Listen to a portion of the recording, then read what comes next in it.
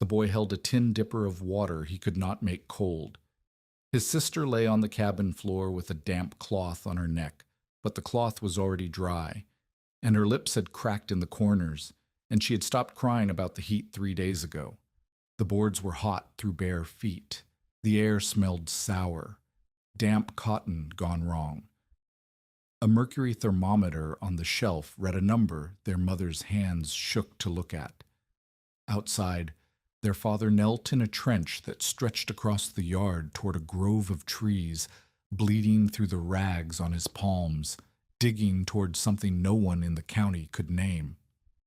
The cabin sat 16 by 18 feet in full sun, and the man who had built it was already gone. Raffaele Spadaro had not chosen Hamilton County. Hamilton County was what remained after everything else had been taken.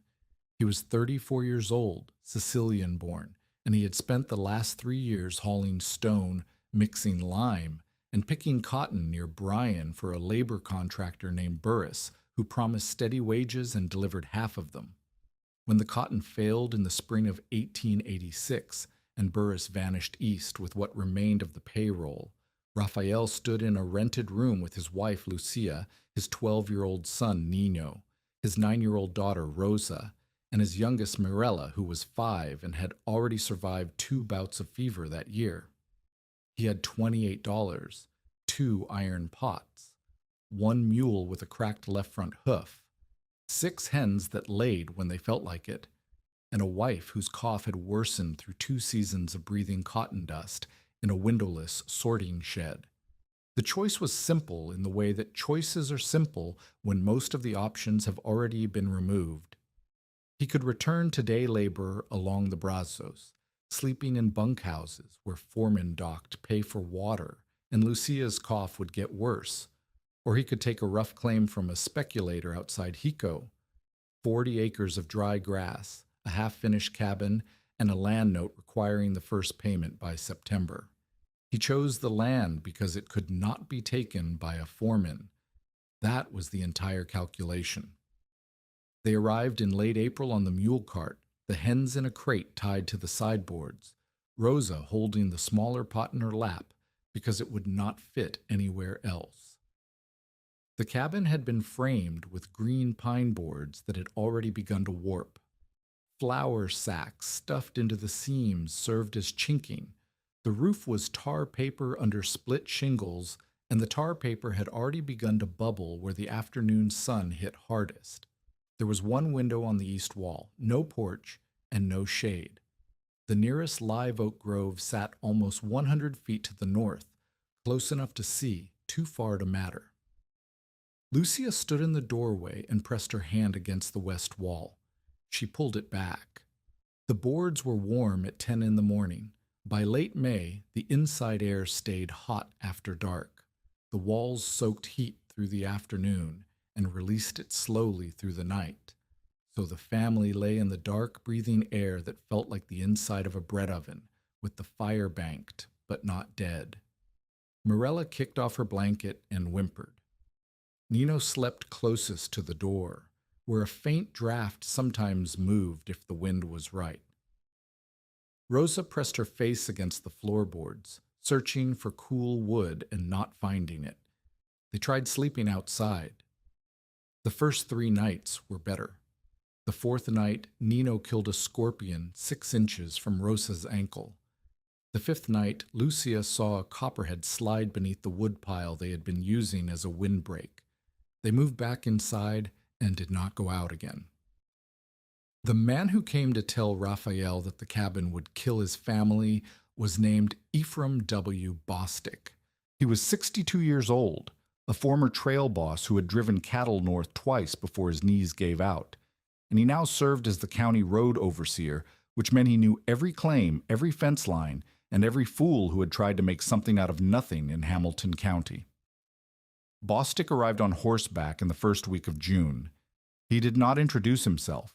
He swung down, looped his reins over the fence post that had no fence attached to it, and walked to the cabin as if he had been sent to inspect a condemned building. He tapped the west wall with his knuckle. He looked at the tar paper roof. He opened the door without asking and stood in the middle of the room for 10 seconds, his hat still on, his face already slicked with sweat.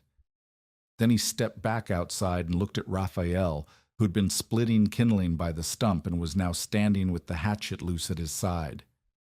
"You need a dog trot," Bostic said. "You need a second roof over that one with an air gap between. You need a porch on the west side deep enough to shade the wall past 3 o'clock. And you need at least 2 more windows, one high, one low, so air has a reason to move." Raphael said nothing. He knew what windows cost. Bostic pulled his hat off and wiped the inside band with his thumb. "That is $75 in lumber and hardware, minimum. More if you want glass instead of shutters." He put the hat back on. "How much do you have?" "Less than half." Bostic looked at the cabin again, then at the land, then at the live oaks 100 feet north, standing in their own shade like they had nothing to do with the problems of men. "This country cooks men who pretend they can outthink it," he said. He did not say it with cruelty. He said it the way a man states the depth of a river before you try to cross. Raphael watched him ride away and then went inside to check on Morella. She was lying on the floor near the east wall with a damp cloth on her neck. Lucia had soaked it from their water barrel, which held 18 gallons and was already less than half full. The nearest reliable well was more than a mile south, and already rationed because 3 other families drew from it. Morella's lips were dry, and her pulse was fast when Raphael pressed his fingers to her wrist. She was not crying. She had stopped crying about the heat 3 days earlier, which was worse. Nino stood by the door holding a tin dipper he could not make cold. The water in it was the temperature of the room. The room was 106 degrees by the mercury thermometer Lucia kept on the shelf. It had been her mother's, brought from Palermo, and it had never been intended to measure anything this cruel. Raphael tried the things a reasonable man would try. He whitewashed the south wall with a lime slurry mixed from the cheapest powder Kessel's Mercantile sold. It helped for a day before the glare made the yard painful to cross without squinting. He hung damp sheets inside the windows. They dried within 2 hours, and before they dried they filled the cabin with a sour, clinging smell that made Lucia cough harder. He propped the door open and cut a second window into the north wall using the hatchet and a borrowed saw. The new window admitted hot wind and fine dust that settled on everything. Their water use increased because the damp sheets needed constant soaking, and the dust made everyone drink more. Each fix spent something: water, lime, time, the saw rental, and left the cabin barely different. The heat was not a problem that could be patched. It lived in the walls, in the roof, in the ground that had been baking since March. The cabin was not a shelter. It was a box for collecting sun and holding it against the bodies of his children. That was the mathematics. The house was the enemy, and it could not be rebuilt, and it could not be abandoned, and the heat had not yet reached its worst. The idea did not arrive as genius. It arrived as shame. Raphael knelt beside Morella after her second collapse. She had tried to help Rosa carry water and folded at the knees before she reached the door, and realized that everything he had tried was aimed at the same place.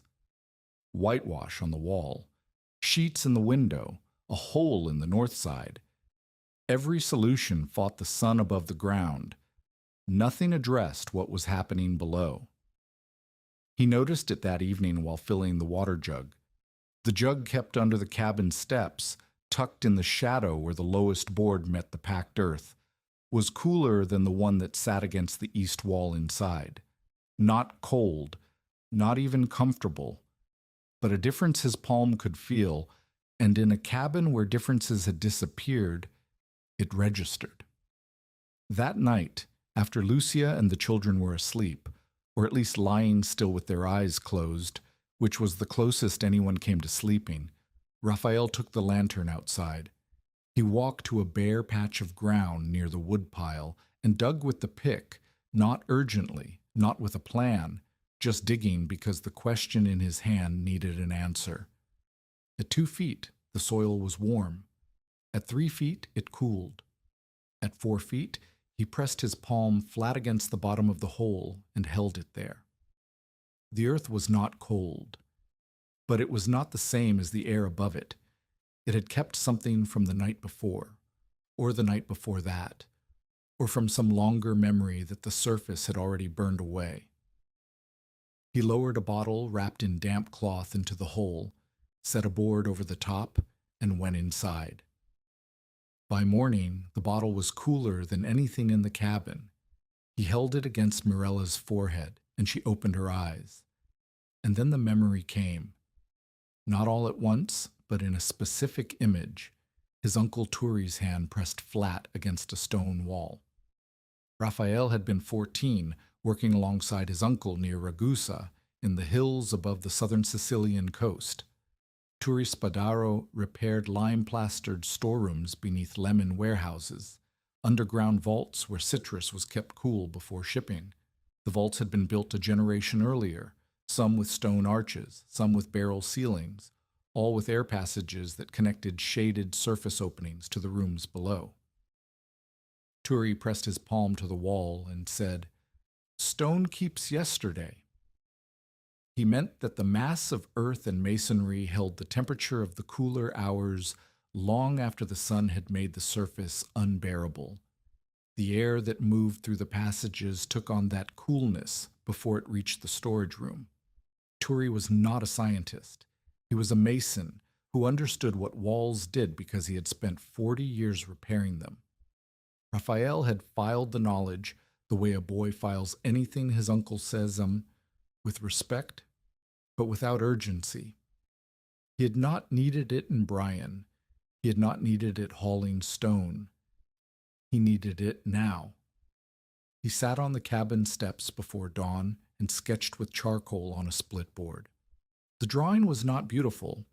It showed the oak grove to the north, a line running underground to the cabin, and arrows indicating airflow.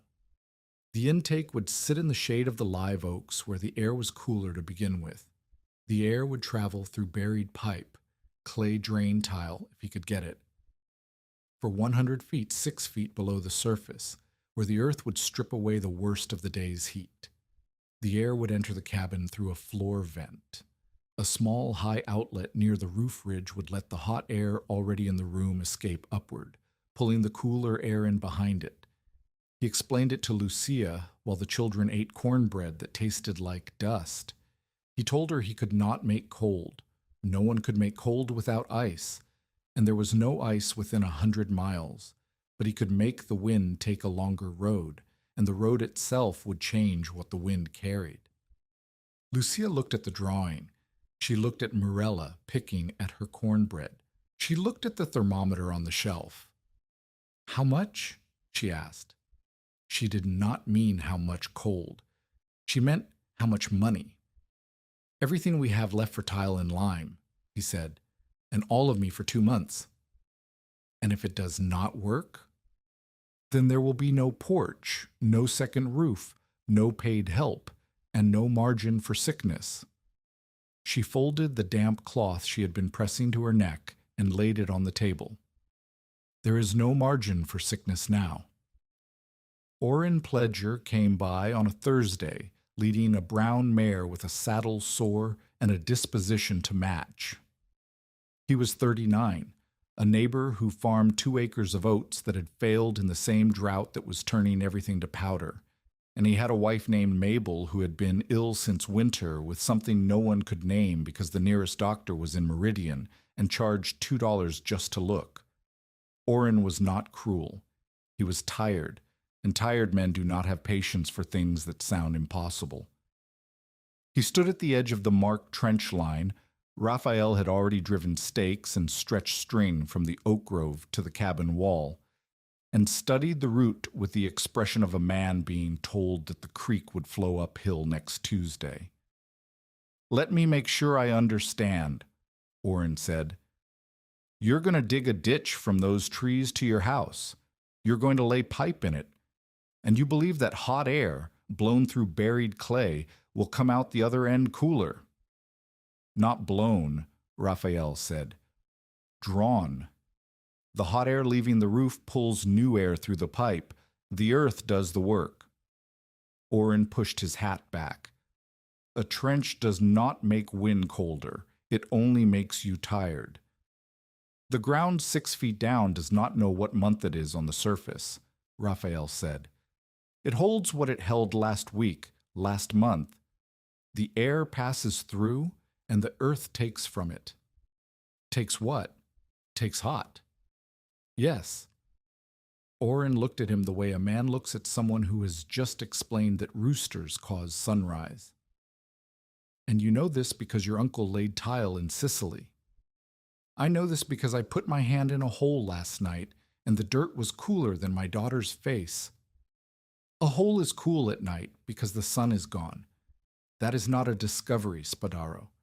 That is shade with a delay. Raffaele shook his head. At 2 feet, the soil was warm. At 4 feet, cooler. At 6, cooler still. The surface forgets the night by 9 in the morning. The depth holds it past noon. Oren looked at the stakes. He looked at the string stretched taut from the grove to the cabin wall. He looked at the cabin shimmering in the late morning glare, the tar paper roof blistering where the sun bore down on it. How deep? 6 feet. Through caliche? Through whatever's there. 100 feet, 6 feet deep, by yourself. My son helps with the spoil. Your son is 12. Raffaele said nothing.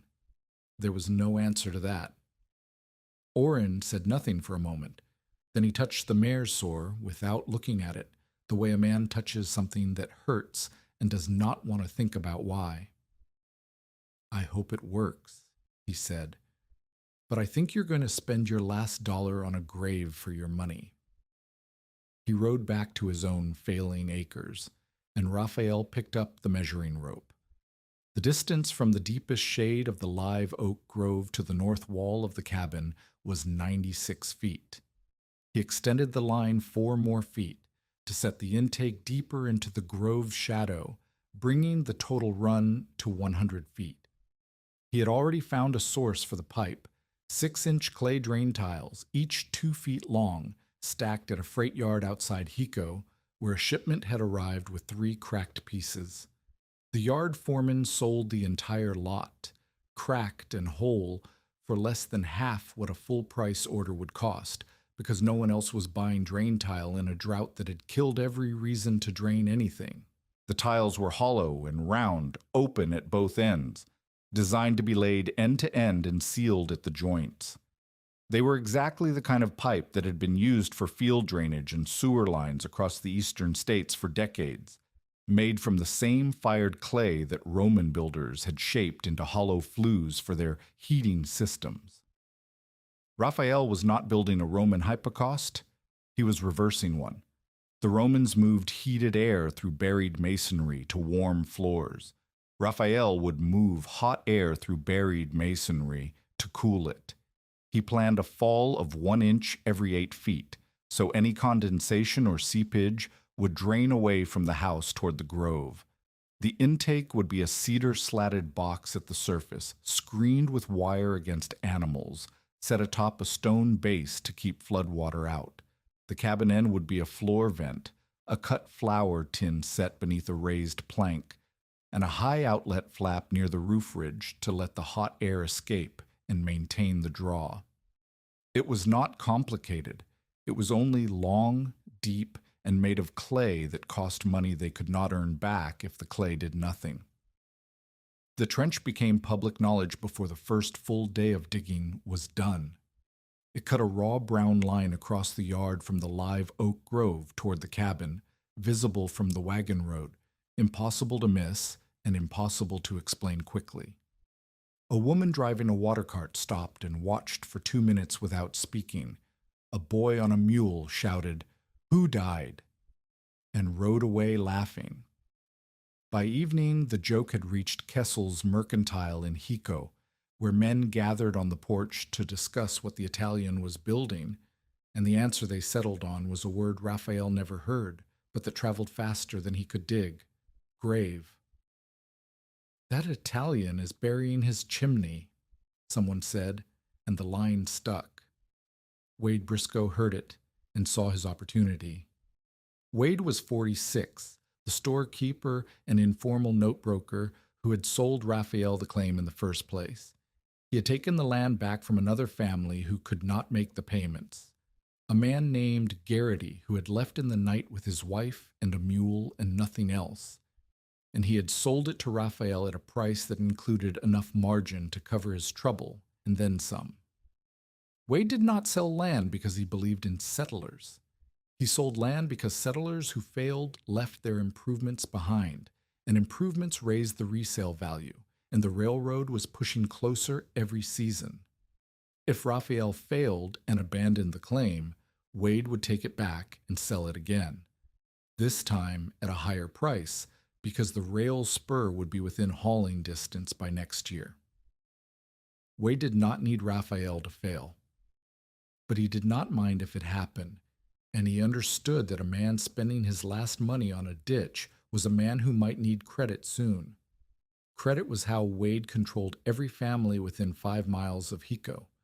He sold flour and nails and fence wire on accounts that carried interest, he calculated in his own ledger, and the ledger was the only copy, and the families who owed him knew better than to argue about the numbers.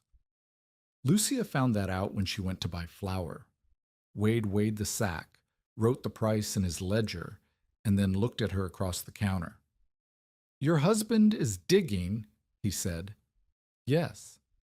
"And your children are in a cabin that has no shade, no porch, and one good window." Lucia said nothing. She could feel the other woman in the store, a rancher's wife named Collie, watching from the dry goods shelf. "I will extend you credit for the flour," Wade said, "and for nails if you need them, but I will need something to hold against the balance." He looked at her hands. "Those earrings." They were gold, small, and Sicilian. Her mother had given them to her the morning of her wedding in a kitchen that smelled of almond paste and oil. Lucia took them off and laid them on the counter beside the flour. She did not look at Wade when she did it. She did not look at the collie woman either. Wade wrote the transaction in his book and closed it. "A man who buries his money," he said, "should not ask for credit above ground." Lucia carried the flour home on her hip and did not tell Raphael about the earrings until that evening. He stopped eating when she told him. He set his spoon down and looked at the wall and did not speak for a long time. Then he picked the spoon up and finished his plate because there was nothing else to be done about it, and the food could not be wasted. 3 days later, Wade rode out to the claim. Raffaele was waist-deep in the trench, shirtless, the pick swinging in a rhythm that had slowed since morning because the caliche at 4 feet rang against the iron like a bell. Wade sat on his horse and watched for a long minute. "Spadaro."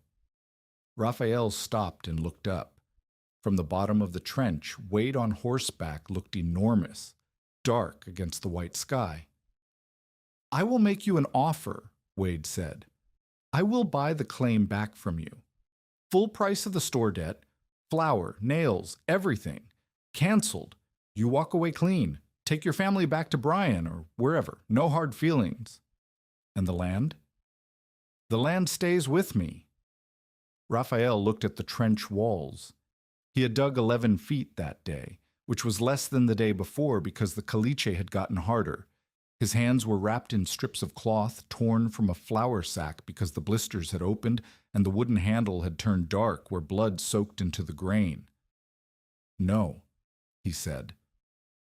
Wade smiled the way a man smiles when a debtor does something foolish. Refusal looked like pride, and pride in a poor man looked like irrationality, and irrationality in a foreigner looked like exactly what everyone expected. "Your choice," Wade said, and rode back to town. The small humiliations followed like birds following a plow. The blacksmith in Hiko delayed sharpening Raphael's pick, saying he had other work, then sharpened 2 sets of plowshares for men who arrived after. A boy, Orrin Pledger's nephew, tossed a dead king snake into the trench and ran away laughing. Mabel Pledger, who had enough trouble without borrowing more, walked to the Spadaro cabin and told Lucia, as gently as she could manage, that people in town were saying the family had brought old country foolishness into a hard country that did not forgive mistakes. Lucia listened. She thanked Mabel. She went inside and checked the thermometer. 104 degrees. The cloth on Mirella's neck was dry again. Raffaele was Sicilian, in a place that was Protestant, English-speaking, and networked by credit relationships he could not enter. His accent marked every transaction. His religion, though he did not mention it, was assumed. His poverty was identical to his neighbor's poverty, but his foreignness made it look chosen, as if he could have been doing something sensible somewhere else, and had come here instead to dig a trench no one understood. The trench was 23 feet long. It needed to be 100. The temperature was climbing. June had not yet arrived. Construction began in earnest the last week of March, though Raphael had been digging test holes and measuring slopes since mid-month. He worked from first light until the heat drove him into the cabin's poor shade, then again from late afternoon until he could no longer see the stake line. The first 2 feet were powdery topsoil, dry, loose, the color of old flour. The shovel cut through it fast enough that Nino could keep up clearing the spoil into a pile that grew along the trench like a levee. The 3rd foot hit caliche, a chalky calcium hardite layer that turned the shovel useless and required the pick. Raphael swung in a pattern. 6 strikes to loosen a section the width of his shoulders, then down on his knees to pull the chunks out by hand. By the 4th foot, the pick rang against solid limestone. Each swing sent a shock through his wrists and into his elbows. His hands, already blistered from the first days of digging, split open along the callus lines. Blood ran down the pick handle and dried there, and each morning the handle was sticky until sweat loosened it again. The trench had to be 6 feet deep, deep enough that the pipe would sit in earth that stayed cooler and more stable than the surface, not so deep that one man working alone would need a ladder and a hoist to move the spoil. At 6 feet, Raphael stood in a slot of earth just wider than his shoulders, looking up at a strip of white sky. The walls were pale gray where the limestone had been cut. When he pressed his palm flat against the rock at the bottom, it was cool, not cold, not comfortable, but different from the surface by a margin he could feel.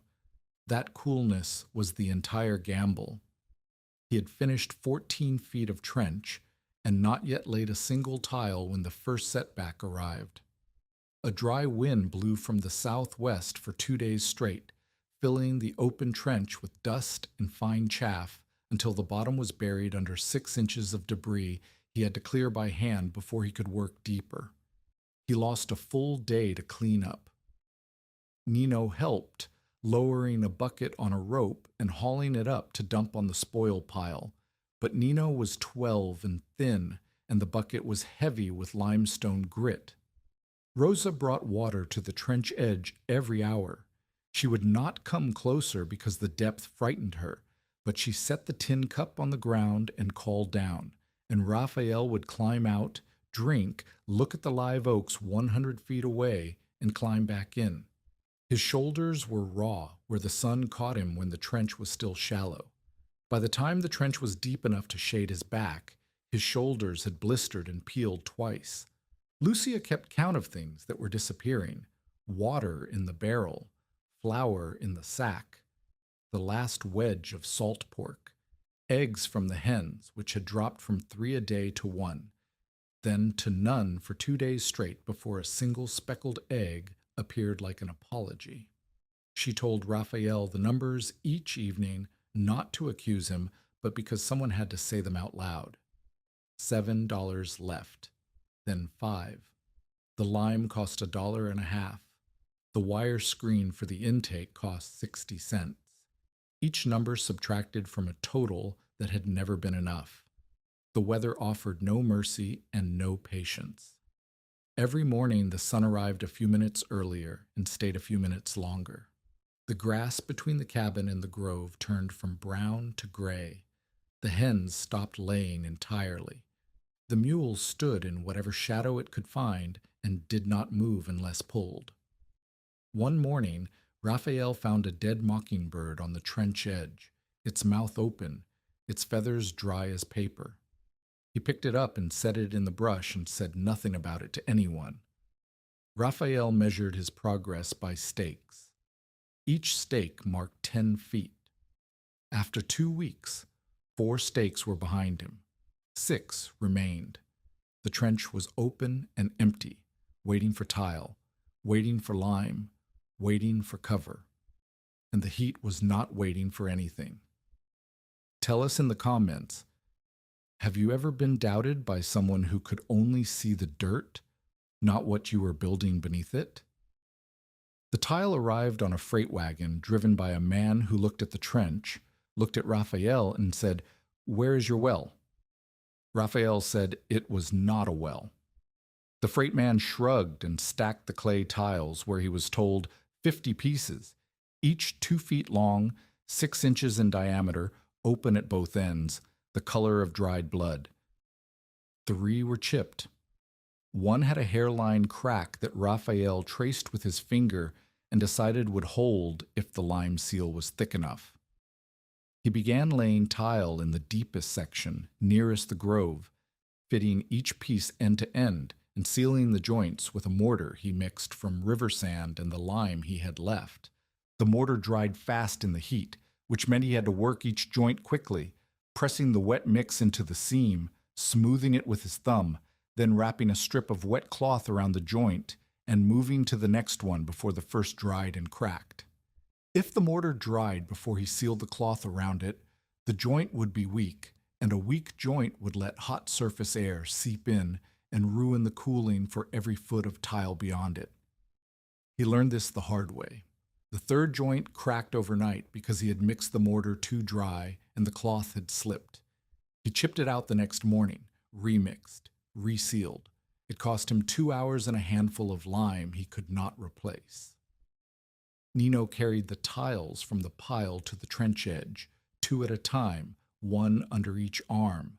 The tiles were heavier than they looked, dense fired clay that rang when they knocked together, and by the 3rd day of hauling, Nino had a bruise across each forearm that looked like someone had hit him with a stick. Rosa carried the lime in a bucket. Lucia mixed the mortar and handed it down in a folded piece of tin.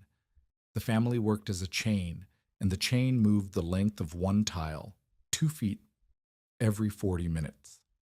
At that rate, 100 feet of tile would take more than 30 hours of laying alone, not counting the digging still needed for the final sections, not counting the intake box, the floor vent, the roof outlet, the covering, the tamping, not counting the days lost to wind, to exhaustion, to the mule's cracked hoof giving out entirely so that Nino had to drag spoil by hand on a scrap of sheet tin. The trench was 41 feet long, tiled and sealed for 30 of those feet, on the night the temperature did not drop below 85 degrees. Inside the cabin, Mirella lay on the floor near the east wall, and her breathing sounded thin and quick, the way a bird breathes when it is held. Lucia sat beside her and did not sleep. Raphael sat on the cabin steps and looked at the trench line disappearing into the dark toward the grove, and the grove standing silent and useless 100 feet away, and the stars above it that gave no heat and no relief and no indication they cared whether a man finished digging before the earth beneath him decided to cook his family alive. 59 feet to go. The tiles waited in the pile. The pick waited by the trench. The heat waited for nothing. And somewhere north, a man who dug wells for a living had heard that someone near Hiko was digging a well lying down. His name was Tomas Arquiniega, and he came not because anyone asked him, but because the description made no sense, and things that made no sense interested him more than things that did. He was 58 years old, Tejano born, the son of a mason's helper who had worked on stone cisterns and lime kilns in the hill country west of San Antonio. Tomas himself had dug wells for 30 years, hand-dug, stone-lined, measured by plumb and feel and the smell of the water when the bit changed. He had also burned lime in pit kilns, mixed mortar for mission repairs, and set stone foundations for men who paid him less than they should have because he was brown and quiet and did not argue about price until the work was done and the wall was standing. He arrived on foot, carrying a canvas roll of tools and wearing a hat so old that the brim had been re-sewn twice with different thread. He stood at the edge of the trench and looked at it for a long time without speaking. Raffaele was at the bottom, 46 feet from the grove, chipping limestone with a pick that needed sharpening again.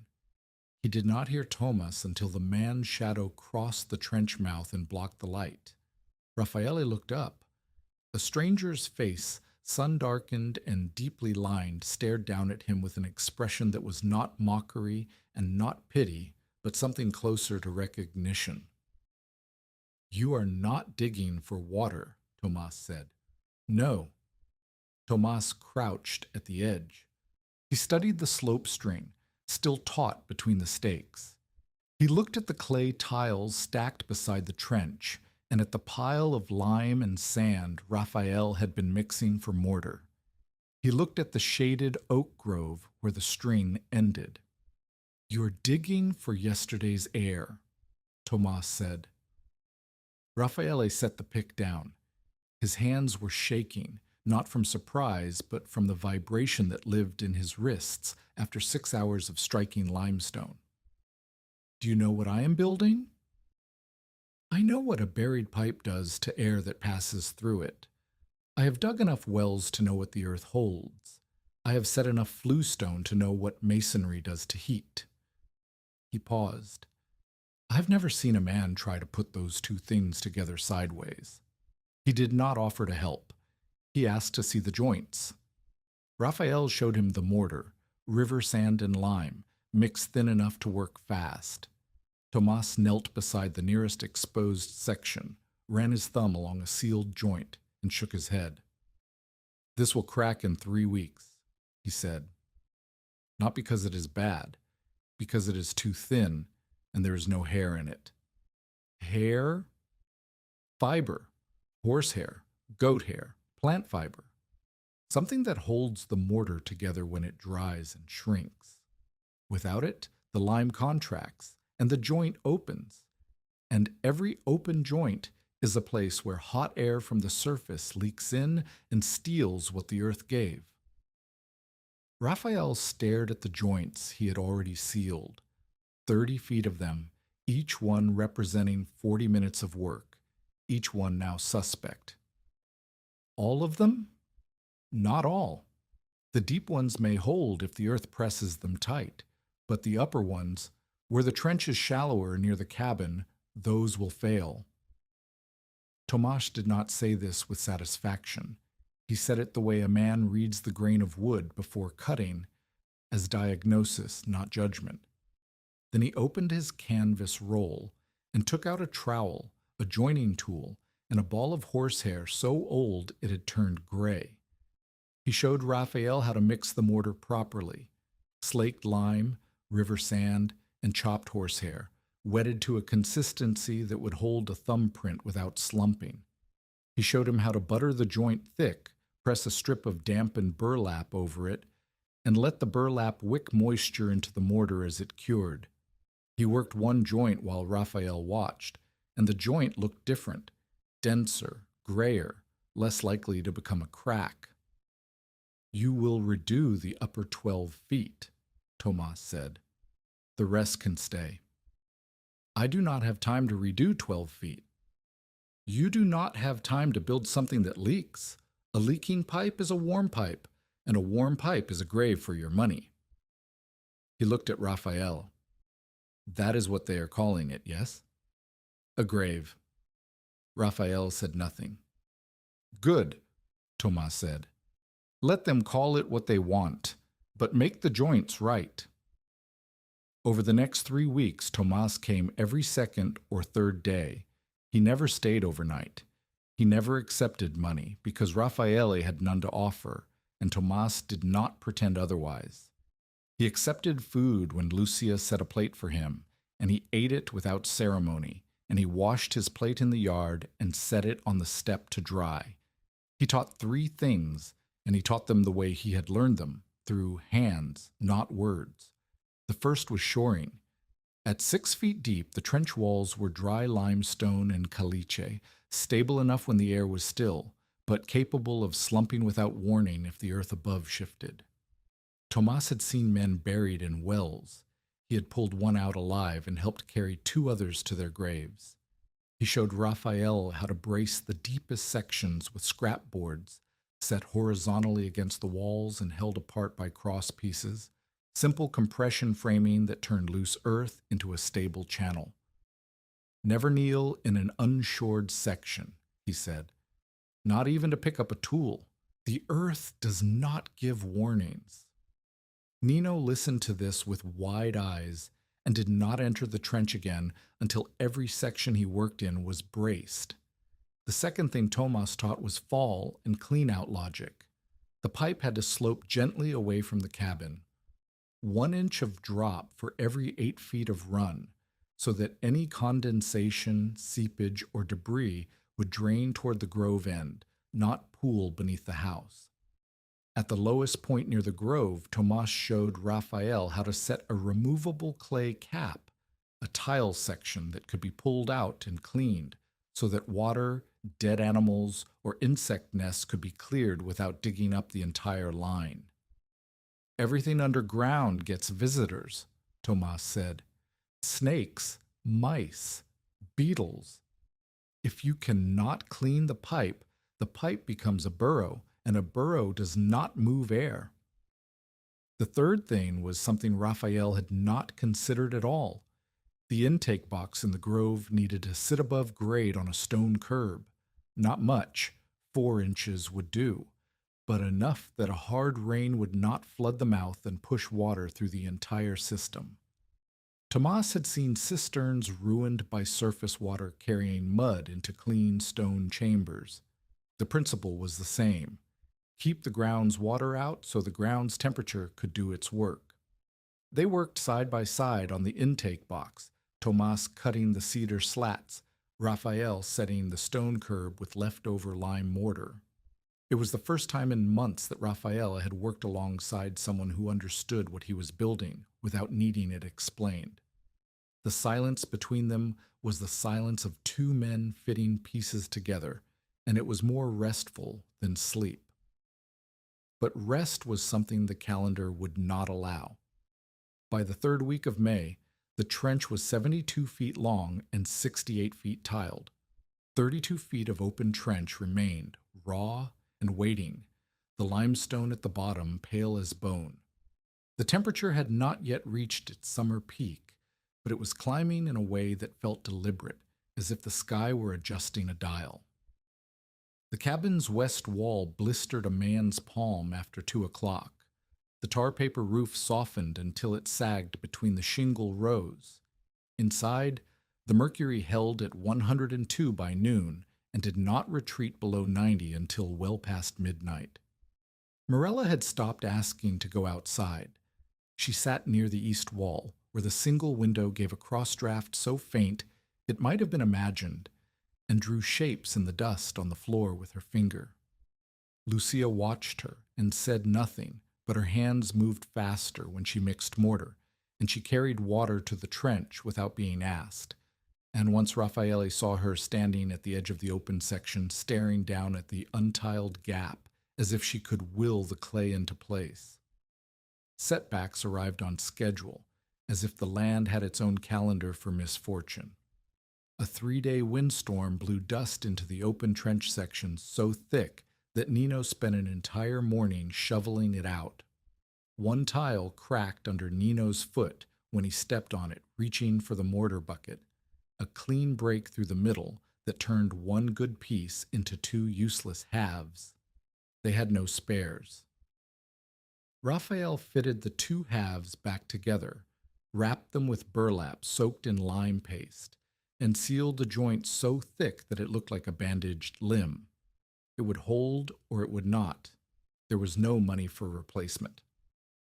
Lucia sold the last good copper pot, the deep one, the one she had carried from Brian balanced on her hip, to a woman passing through on a wagon. She got $1.10 for it, enough for 4 more pounds of lime and a small sack of horsehair from the tanner. She did not tell Raphael the price. He did not ask. Orrin Pledger came by once during the 3rd week. He stood at the trench edge and watched Thomas and Raphael fitting tile into the 60-foot section. He did not speak for a long time. Then the trench wall in the 55-foot section slumped. A chunk of caliche the size of a man's head broke loose and slid down, nearly catching Raphael's knee. Orrin grabbed a board and braced the section without being asked, holding it in place while Raphael hammered a crosspiece into the gap. When it was done, Orrin stood up, brushed his hands on his trousers, and said, "I'm not helping you build this foolishness. I'm keeping you from being buried in it." He stayed 1 more hour, helped carry spoil, and then left. The next day, Mabel told Lucia that Wade Briscoe had mentioned at the store that anyone helping the Italian might find their own credit reviewed. Orrin did not come back. Bostic returned 2 days later. He rode in from the south, dismounted, and walked the full length of the trench without speaking. He stopped at the deep section where Tomas was finishing the last of the resealed joints. He looked at the shoring. He looked at the tile line stretching toward the grove. He looked at the depth, 6 feet of limestone and caliche, hand-cut by one man and a boy. "If this trench collapses on you," Bostic said to Raphael, "your wife will be a widow over a Roman ghost story." Tomas straightened from his crouch. He had lime dust on his forearms and a patience in his expression that came from decades of listening to men who talked about things they had not built. "A cistern is also a hole," Tomas said, "until rain proves it." Bostic looked at him. He looked at Raphael. He put his hat back on and rode away. He did not say Tomas was wrong. He did not say he was right. He left the silence between them, and the silence was worse than argument because it meant the verdict was still open. By the last day of May, 89 feet were tiled and sealed. 11 feet of open trench remained between the 89-foot mark and the cabin's north wall. Raphael's hand shook when he held the pick. His trousers hung loose at the waist because he had lost weight he could not afford to lose. Cramps woke him at night, his calves, his forearms, his fingers locking into claws that Lucia had to straighten by pressing them flat against the floor. Tomas told him to stop working at midday. Raphael said stopping felt like surrender. Tomas said, "A dead man finishes nothing." They compromised. Raphael dug in the early morning and again after 5 o'clock. The midday hours he spent in the cabin with the family, lying on the floor near the east window, breathing the same trapped air, watching the mercury climb past 100, and counting the feet that remained. 11, then 9, then 6, then 3. The last tile slid into place on the 4th day of June. Tomas held the lantern while Raphael pressed the final joint with mortar, lime, sand, horsehair, mixed thick, buttered heavy, wrapped in burlap and pressed until his thumb ached. Lucia held a second lamp near the cabin wall where the pipe entered through a hole Raphael had cut below the floorboards. Nino lowered handfuls of crushed limestone screenings around the pipe where it met the floor, filling gaps, pressing the stone tight. Rosa stood outside with a piece of damp cloth over her face, ready to pass it through the window if anyone inside started coughing from the lime dust. They covered the trench in sections over the next 2 days, shoveling the spoil pile back over the pipe, tamping the earth with a flat board, replacing the surface as nearly as they could. The raw scar of the trench line faded into a long, low ridge of disturbed soil, visible from the road, but no longer looking like an open wound. It looked like something buried, which it was. The intake box sat in the deepest shade of the live oak grove, a cedar-slatted box on a stone curb, screened with wire, open to the north where the shade lasted longest. The cabin end was a rectangular hole in the floor, fitted with a piece of cut flour tin that could be opened or closed, set beneath a raised plank that let air seep into the room at ankle height. Near the roof ridge, a flap of hinged board served as the high outlet. When opened, it let hot air escape upward, and the escaping air pulled new air through the pipe. The first test was noon on the 5th day of June. Raffaele opened the floor vent. He opened the roof flap. He stood in the center of the cabin and waited. Nothing happened. The air inside was still, hot, and sour with the smell of bodies and damp cloth and dust. The floor vent was open, but no air moved through it. The mercury read 101 degrees. Orrin Pledger had come to watch. He stood near the floor vent and held his hand over it. After a full minute, he said gently, as if he were sorry, "Maybe it needs wind." Wade Briscoe was not there, but Orrin's words reached town by evening, reshaped and sharpened. The buried chimney forgot to breathe. Tomas did not panic. He studied the cabin the way he studied a well that had not yet found water, with patience and a refusal to believe the physics had changed. He had Raffaele close the floor vent. He climbed onto the roof and widened the flap by 2 inches. He darkened the wood around the flap with soot from the stove so it would absorb more sun and heat faster. Then he opened the floor vent again. This time, the hot air near the ceiling began to lift. Not fast, not dramatically, but the soot-darkened wood around the roof flap heated in the sun. The air near it warmed and rose through the opening, and the rising air pulled a draft through the cabin that had to come from somewhere. The somewhere was the floor vent.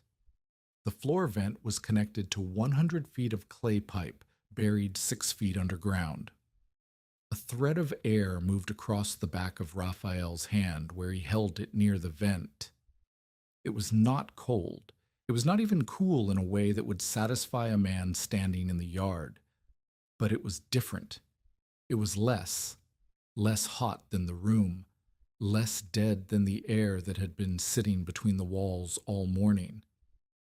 By afternoon, with the sun bearing down on the roof flap and the draft established, the air emerging from the floor vent measured 74 degrees on Lucia's mercury thermometer. The room above head height was still brutal, 95, 98, rising. But at the floor, in the low band of air that the vent fed, the temperature held in the upper 70s. The difference between the floor and the ceiling was almost 20 degrees. Bostic came by in the late afternoon. He put his hand over the vent and held it there. He said, "A cool morning does not save a man at 3 o'clock." He was right. At 3 o'clock, the outlet air had climbed to 81 degrees, and the room was stifling despite the draft. The system performed best in the early hours, when the grove was fully shaded, and the earth had held the night's temperature longest. By afternoon, the pipe was warmer, the earth around it was warmer, and the air it delivered was merely less terrible rather than good. Tomas knew this. He told Raffaele plainly, the system was not a miracle. It was a living machine that required care. The intake screen had to be brushed clear every morning. The roof flap had to be opened before dawn and adjusted as the sun moved. The clean-out cap at the grove end had to be checked for water, nests, and debris. Dust in the pipe would insulate the clay from the earth and reduce the cooling. A cracked joint would pull hot surface air into the line and ruin every foot beyond it. "You have built a lung," Tomas said. "If you stop breathing for it, it will stop breathing for you." Raphael stood in his cabin with his hand over a vent that moved air 17 degrees cooler than the room above his head, and he understood that this was not victory. This was a bet placed on physics and clay and the memory of stone walls in Sicily, and the bet had not yet been called. The real heat had not arrived. When it did, the question would not be whether the pipe moved cool air. The question would be whether it moved enough. The heat came for Hamilton County in the last week of July, and it came the way fire comes through dry grass. Not gradually, but all at once, as if a door had opened onto a furnace that had been building pressure since spring. The sky turned white by breakfast. Not the white of clouds, but the white of air so hot it had burned its own color away. Grasshoppers clung to fence posts and did not move. Horses stood with their heads down, and their flanks dark with sweat that dried before it could drip. The well line south of Hiko grew to 11 families by 9 in the morning, and the woman who managed the well began rationing by the bucket instead of by the barrel. The first day, Raphael's yard thermometer, a mercury tube mounted on a pine board that he had nailed to the south-facing fence post, read 108 degrees at noon. The next day, it read 111. On the third day, he stopped checking at midday because the mercury had climbed past the last mark on the scale, and he did not want to know how far past. Inside the cabin, the system was working. Not well enough, not comfortably, but working. At dawn, when the grove was dark and the pipe was coldest, the floor vent delivered air at 71 degrees into a room that was already 86. By 9 o'clock, the vent air was 76. By noon, it climbed into the low 80s, and the room above waist height was suffocating. Thick, still, pressing against the skin like something solid. Lucia hung a sheet from a rope strung across the cabin at hip height, creating a low pocket of air beneath it. The family lived in that pocket. They sat on the floor, lay on the floor, ate on the floor. Above the sheet, the air rippled with heat that the walls released and the roof amplified. Below the sheet, the vent pushed a thin river of tempered air across the boards, and in that river, a person could breathe without feeling that each breath was borrowing from a supply that was running out. Morella lay closest to the vent. She had developed a stomach sickness, not from heat alone, but from water that had sat too long in a barrel that had not been cleaned since spring. She could not keep food down. Her lips cracked. Her pulse ran fast and thin when Lucia pressed her fingers to the child's wrist. Lucia knew these signs the way any mother knows the signs of a body failing, not by medical name, but by the feel of skin too dry, the sound of breathing too quick, the weight of a child too light when lifted. On the second day of the heat wave, Nino found a dead rat at the Grove intake. It had crawled through the wire screen where a corner had pulled loose from the cedar frame. He cleared it and retied the wire with a strip of twine, but by the time he finished, dust and seeds had blown into the intake, and the floor vent weakened. The air still moved, but less. The difference between less and enough was the difference between Morella breathing easily and Morella breathing the way she breathed when the room was winning. Raphael crawled to the grove on his hands and knees because standing in the full sun made his vision blur. The intake screen was clogged with chaff, grass seeds, and the desiccated husks of insects that had crawled in and died. He burned his palms on the wire screen, lifting it off. Nino came behind him with a wet rag, and together they cleared the slats, scraped the inside of the first two tiles with a stick, and replaced the screen. By the time they crawled back to the cabin, the floor vent was pulling again. If you are invested in this family's fight to get one breath of cool air, stay with us, Why New Dorsey? Because the next few minutes decide whether the tunnel is a curiosity or a lifeline. The third complication arrived on foot. Orrin Pledger came across the yard carrying his wife Mabel over his shoulder like a sack of grain. She had collapsed in their cabin, a single-room board house with no ventilation beyond a prop door, and her skin was hot and dry, and her eyes would not focus. Orrin had mocked the trench. He had called it a ditch for wind. He had stayed away after Wade's credit threat. And now he stood at Raphael's door with his wife dying across his back and his face showing something worse than fear, the look of a man who has run out of places to go. Raphael opened the door. Lucia cleared a space near the vent. Orrin laid Mabel on the floor and knelt beside her and pressed a wet cloth to her face that was warm before it touched her skin. The cabin was now holding 7 people in a space meant for 4. The air from the vent had to work harder. The temperature above the sheet climbed. Below it, the vent held, but the margin was thinner. The floor vent moved air for 1 family, and 2 families pushed it past its design. Tomas arrived at the worst hour, 3 in the afternoon, when the roof flap draft was weakest and the pipe was delivering its warmest air of the day. He did not come to observe. He came with a piece of scrap stovepipe, 2 feet long, blackened with soot. He climbed onto the roof and fitted the stovepipe over the existing flap, creating a short vertical chimney that caught the full sun. The black metal heated fast.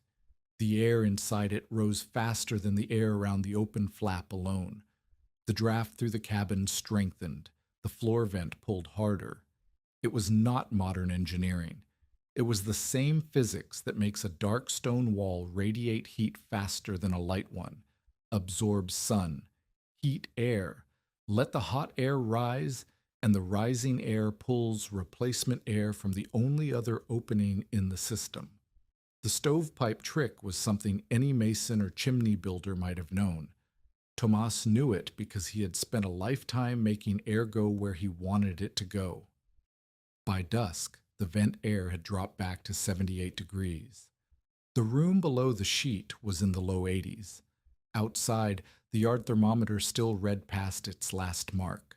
The sky had not cooled. The ground had not cooled. The walls still radiated stored heat into the night. But the floor breathed. It breathed cool enough for Morella to sleep with her mouth closed instead of open. It breathed cool enough for Mabel to drink water and keep it down. It breathed cool enough for 7 people to lie on the boards and feel the difference between the air below the sheet and the air above it, and the difference was the width of a life. Other cabins were not breathing. In the Tatum family's barn, a young hired hand named Jory Tatum had fallen asleep in the hayloft because it seemed cooler up high. It was not. Heat rises, and the loft collected the day's worst air and held it against his body all night. Bostic found him at dawn, delirious, his skin dry, his words tangled. Bostic was 62 years old and weighed less than Jory by 40 pounds, but he hauled the young man down the ladder and across 200 yards of dead grass to the Spadaro cabin, because it was the only place he knew where the air was different. Jory Tatum lay on the floor beside Mabel Pledger and breathed. The death came the next morning. An elderly bachelor named Laban Voss, who lived alone in a closed cabin a quarter-mile east, was found by a neighbor who had not seen smoke from his chimney in 2 days. The cabin door was shut. The windows were shut. The air inside was so hot that the neighbor gagged stepping through the door. Laban sat in his chair near the stove. His kettle was full. The water in it was warm.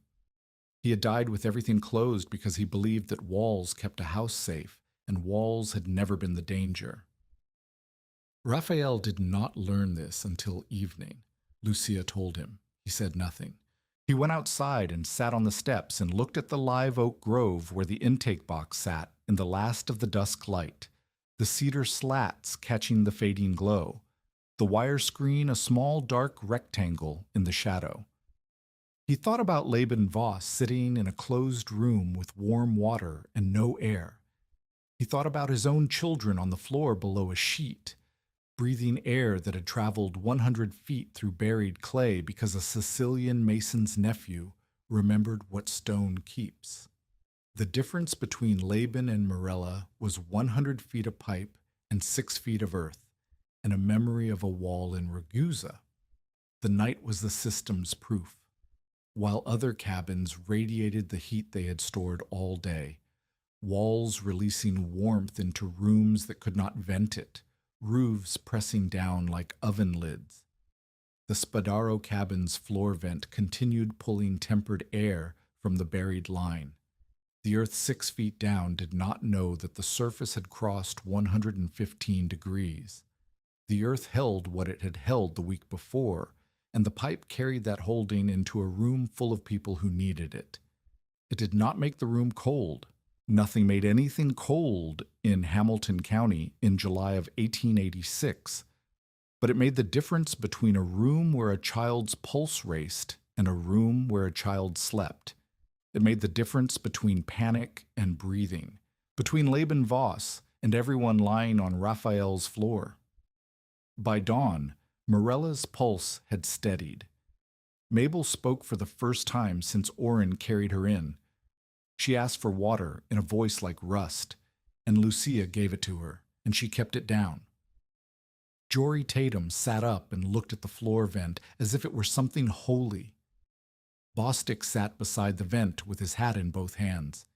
He had been there since bringing Jory. He had not slept. He had watched the thermometer all night, the room dropping from the low 80s to 79 to 77 at the floor, while the walls above the sheet stayed in the 90s. He had felt the air move past his hands each time the roof vent pulled and the pipe delivered. He did not say anything for a long time. Then he put his hat on and walked to the door and stood in the morning heat that was already 91 degrees at sunrise. "I was wrong about the ditch," he said.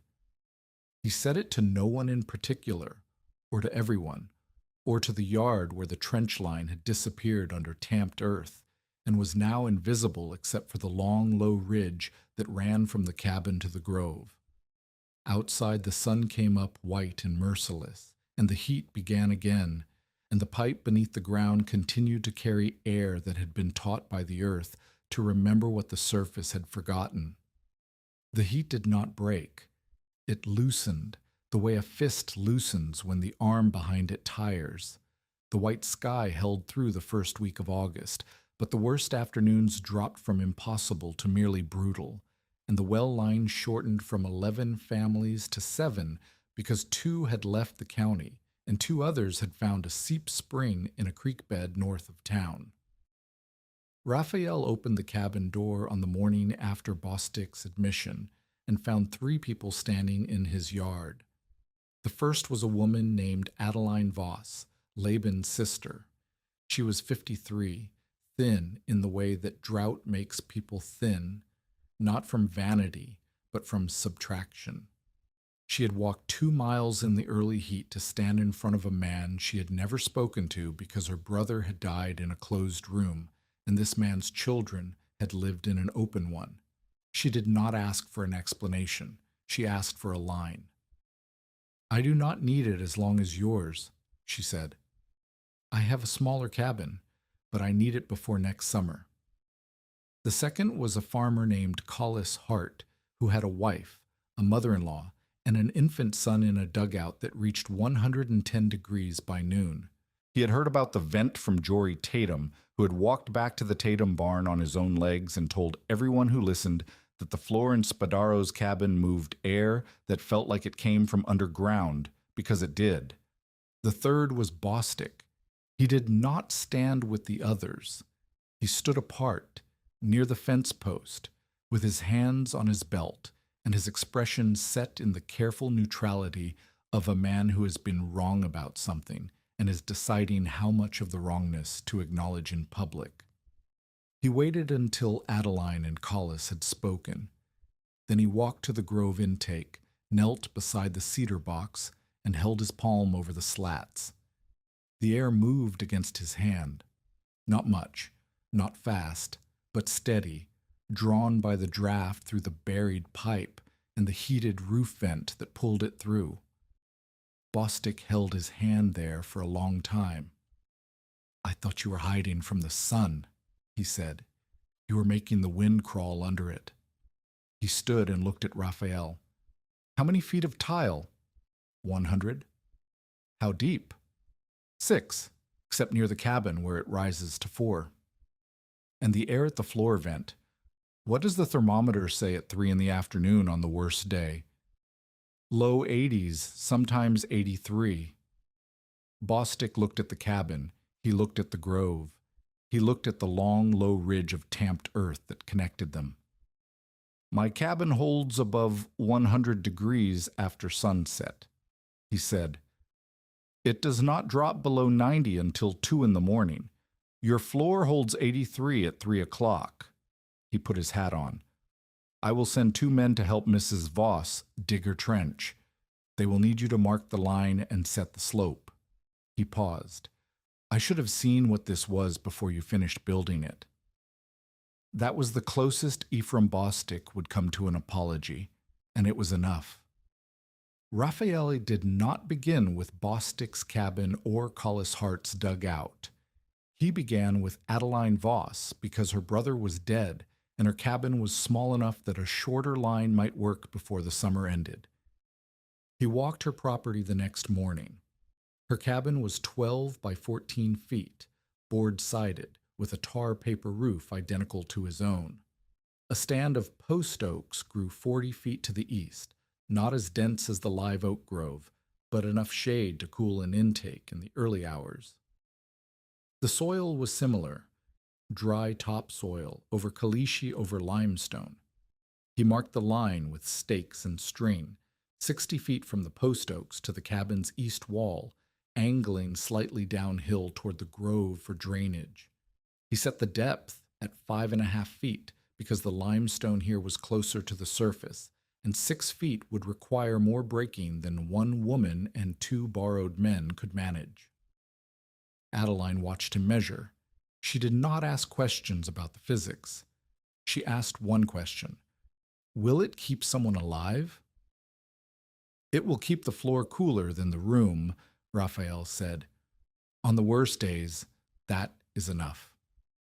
Bostic's 2 men arrived the following day, a young farmhand named Deal and an older man named Sandifer, who had dug fence post holes across 3 counties and did not consider himself too proud to dig another kind of hole if Bostic asked. They worked for 4 days. Raphael set the slope, laid the tile, shorter pieces salvaged from Adeline's own property, stone-lined sections where tile was unavailable, and sealed the joints with the horsehair mortar Tomas had taught him. Tomas came on the 3rd day. He checked the joints, adjusted the intake height by adding a flat stone beneath the cedar box, and showed Deal how to tamp the backfill without cracking the tile beneath. He did not take credit. He did not explain his presence. He simply appeared where the work was, the way a man appears at a well when the rope is tangled, because the work was the point and not the recognition. When Adeline's line was finished, Raphael tested it at noon. The floor vent moved air at 78 degrees into a room that read 97 above waist height. Adeline held her hand over the vent and closed her eyes and said nothing for a long time. She was thinking about Laban. Raphael knew this because he had been thinking about Laban too, about warm water in a full kettle and a door that stayed shut because a man believed walls were enough. He did not say this. Some things do not need to be said when 2 people are standing in a room that breathes and thinking about a room that did not. Orrin Pledger's conversion was quieter and more painful than Bostic's. He came on a Sunday morning alone, without Mabel, who was recovering slowly in their cabin but could not walk far. He stood at the edge of Raphael's yard and did not come closer until Raphael walked out to meet him. "I want to see the pipe," Orrin said. "You cannot see it," It is underground. I want to see the ends, the intake, and the vent. Raphael walked him to the grove. Oren crouched beside the cedar box and held his hand over the slats. He felt the air. He looked at the stone curb, the wire screen, the angle of the slats. He followed the line of tamped earth across the yard to the cabin. Inside, he lay on the floor near the vent, lay flat on his back the way Morella did, and let the air move across his face. He lay there for 3 minutes. Then he sat up. How much tile do I need for 70 feet? Raphael told him. 35 2-foot tiles plus 5 spares for breakage. Lime, sand, horsehair for mortar. Cedar for the intake box, wire for the screen. A pick, a shovel, a boy or a man to haul spoil. Oren looked at the floor. I called it a ditch for wind. It is a ditch for wind, Raphael said. The wind just happens to be cooler when it comes out. Oren did not laugh. He was not a man who laughed at his own mistakes. But he nodded once and left, and the next week he began digging his own trench with a borrowed pick and a determination that looked like penance. Wade Briscoe did not convert. Wade Briscoe reacted. When the third family in S.A. Collis Hart asked Raphael to mark a line for a dugout cooling system, Wade heard about it at the Mercantile and made his position clear. He announced that any clay drain tile purchased through his store would be cash in advance, no credit, no exceptions. He raised the price of lime by 15 cents a sack. He did not mention Raphael by name. He did not need to. The effect was immediate. Families who might have started digging could not afford the tile. The tile had to come from Heiko or be freighted from Meridian, and Wade controlled the Heiko supply because the freight yard sold through his account. Lime was available elsewhere, but the nearest alternative was a 2-day round trip by wagon, and wagons needed mules, and mules needed water, and water was still rationed. Wade had not changed his mind about the ditch. He had changed his strategy. He could not deny that the system worked. Too many people had breathed the air in Raphael's cabin, and Laban Voss's death had made the stakes impossible to dismiss. But he could control the materials. And controlling materials was how Wade had always controlled Hamilton County. He made this explicit when Raphael came to the store to buy nails for Adeline Voss's intake box. Wade weighed the nails, wrote the price, and said, "You are building quite a business, Spadaro. Free labor, free advice, and your customers pay me for materials. I am not charging anyone. That is the problem. A man who gives away his work makes it harder for men who sell theirs." Wade closed the ledger. "I am a practical man. If you want to help people dig ditches, I will sell the tile. But I set the price, and the price includes my risk." Raphael paid for the nails and left. Lucia's earrings were still in Wade's drawer. The land note was still in Wade's ledger. And now the tile that other families needed to survive was behind Wade's counter at whatever price Wade decided to write down. The hostile skeptic had not been defeated by the crisis. He had adapted to it. Tomas and Raphael spent the last weeks of August working on improvements that emerged from watching the system perform under pressure. They worked the way 2 men work who have survived something together, with less explanation and more doing, the conversation happening through hands rather than words.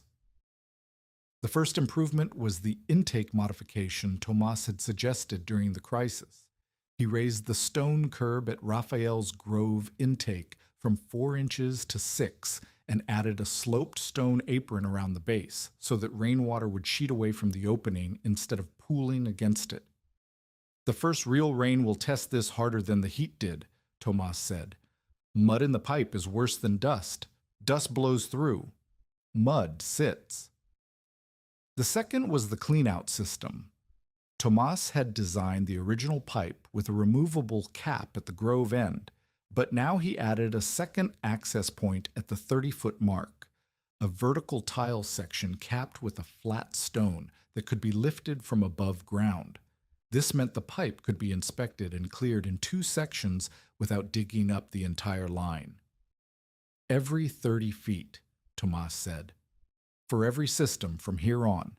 A pipe you cannot reach inside is a pipe you will lose. They disagreed about the third improvement, and the disagreement mattered. Raffaele wanted to line the inside of the intake box with tin, a smooth surface that would shed dust and be easier to clean. Tomas rejected the idea. Tin would heat in the sun, even shaded sun, and the first 2 feet of air entering the system would pick up that heat before the earth could strip it away. Cedar breathed. Cedar stayed cooler. Cedar was what the pipe needed at its mouth. Raffaele pressed. He said tin would last longer. He said cedar would rot in 3 years. He said he was thinking of Mrs. Voss, who could not replace a rotted intake box on her own.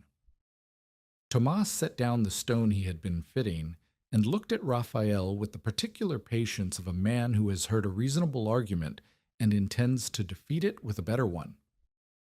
If the cedar rots in 3 years, she replaces 3 boards. If the tin heats the air at the mouth, the first 15 feet of pipe work against her instead of for her, every day, all summer, for as long as the tin is there. He picked the stone back up. Build things that forgive mistakes. Tin does not forgive, Raffaele conceded. He would remember this later, the principle that a system should tolerate failure gracefully rather than perform perfectly until it did not, and it would change how he taught others. The third improvement emerged from observation. On mornings when the grove soil was slightly damp from overnight dew, rare in the drought, but it happened twice in late August, the intake air was noticeably cooler. The moisture in the soil improved the thermal contact between the earth and the tile. Tomas noticed it first. He pressed his hand against the damp ground near the intake, and then against the dry ground 10 feet away and said, "The wet earth holds tighter. It gives more." They began watering the soil around the intake with a bucket in the early morning. Not much, not enough to waste on a drought day, but a gallon poured over the stones and allowed to seep down improved the first 2 hours of performance by a margin they could feel at the vent. These were small refinements. They mattered because they turned the system from a single desperate gamble into a method that could be repeated, adjusted, and taught. Raffaele was no longer building for survival. He was building for knowledge. Tomas told him about the cisterns one evening, the 2 of them sitting on stone blocks beside the Hart Trench, while the light went orange and the dust hung still in the air. He had built his first cistern at 19 for a rancher near Bourne who wanted water stored in stone underground so it would stay cool through the summer. The rancher paid him $8 and a sack of corn. Tomas built it 12 feet deep, lined it with limestone, sealed it with lime plaster so thick it held water for 11 years without leaking. The rancher sold the property, and the new owner never cleaned the cistern, and it filled with silt and was useless within 2 seasons. That is the thing about underground work, Tomas said. It requires people to keep caring about what they cannot see. Most do not. He was quiet for a while. Then he said, "You will. You care about joints." But Tomas was slowing down. Raffaele noticed it first during the work on Collis Hart's dugout line, which they laid in early September.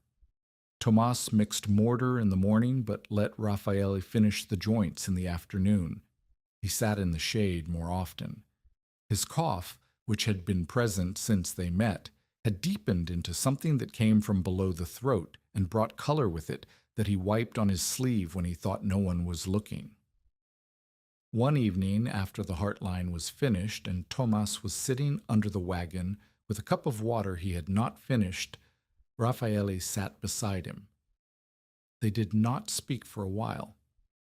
The sky was turning copper, and the heat was loosening the way it did in September, not gone, but no longer tightening. "How long have you been coughing?" Raffaele asked. Longer than you have been digging. Lime dust? Lime dust, well dust, quarry dust. All the kinds of dust a man breathes when he spends his life in holes. Tomas set the cup down. It is not sudden. It has been coming for years. I knew it when I started losing wind on the shovel. Raffaele said nothing. I came here because a man was digging a well lying down, Tomas said. That was worth seeing. You were worth helping because you were not guessing. You were remembering. That is different. He reached into his canvas tool roll and took out the mason's line, a length of cord, thin and strong, wound around a flat piece of hardwood. The cord was dark where his thumb had held it for decades, polished smooth by years of checking plumb and level and straight. This is yours now, Tomas said. Not because I am finished, because you are ready and the line should be used by someone who is still climbing into trenches. Raffaele took it. The wood was warm from Tomas's hand. Tomas Arciniega died in the second week of October, after the first rain broke the worst of the heat. The rain came on a Tuesday, not a storm, but a steady gray all-day soaking that turned the dust to mud and made the live oaks drip until the grove floor was dark and soft. Tomas was at his own place, a rented room in a stone house near the Meridian Road, and Lucia learned of his death from a man who delivered freight and had been asked to carry the news. He died in the night. The cough had filled his lungs with fluid over the last 2 weeks, and his body, which had spent 58 years doing work that destroyed it from the inside, had finally run out of the specific kind of stubbornness that keeps a man breathing when his lungs prefer not to. Raffaele went to the room alone. Tomas lay on the bed with his hat on the chair beside him and his tool roll closed at the foot of the bed. His boots were on. He had either been about to leave or had come in from somewhere and not had the strength to remove them. His hands were clean. Someone had washed them, and the lime dust that had lived in the creases of his knuckles for decades was gone. Raffaele stood in the doorway for a long time. He did not cry. He did not pray.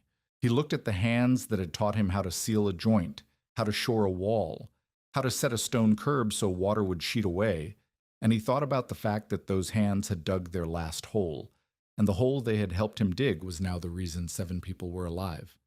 He took the tool roll. He left the hat. Tomas would have wanted the hat where it was. The mason's line hung from a nail inside the Spadaro cabin for the rest of that year and every year after. It was still dusted with lime where the cord met the hardwood. The first rain tapped the roof above it. The roof that breathed because a well digger had shown a stone hauler how to make clay hold and air move, and a living machine remember the earth beneath it. The secondary crisis came in October, and it came with smoke. A dry norther blew through Hamilton County on the 12th, pushing a grass fire south from open range above the Bosque River. The fire moved fast through dead grass that had not recovered from the drought, chest-high stands of blue stem that had dried to tinder and burned in sheets. Smoke reached Hiko by noon. By 2 o'clock, the sky was brown and the wind carried ash that settled on porches, in water barrels, on the skin of anyone who stepped outside. The schoolhouse, a single-room board building that served 14 children, sat at the southern edge of town, and the fire's leading edge was less than a mile north when the teacher dismissed the children. Most went home. 3 could not. Their families lived north, directly in the fire's path, and the road home was blocked by smoke so thick that a grown man could not see 10 yards. The teacher kept them inside, closed the windows, and prayed. The schoolhouse had been the third system Raffaele and Tomas had designed. 2 parallel tile runs, each 80 feet long, fed by a shared intake under a cedar and stone box at the north edge of a pecan grove. The design was larger than any single cabin system.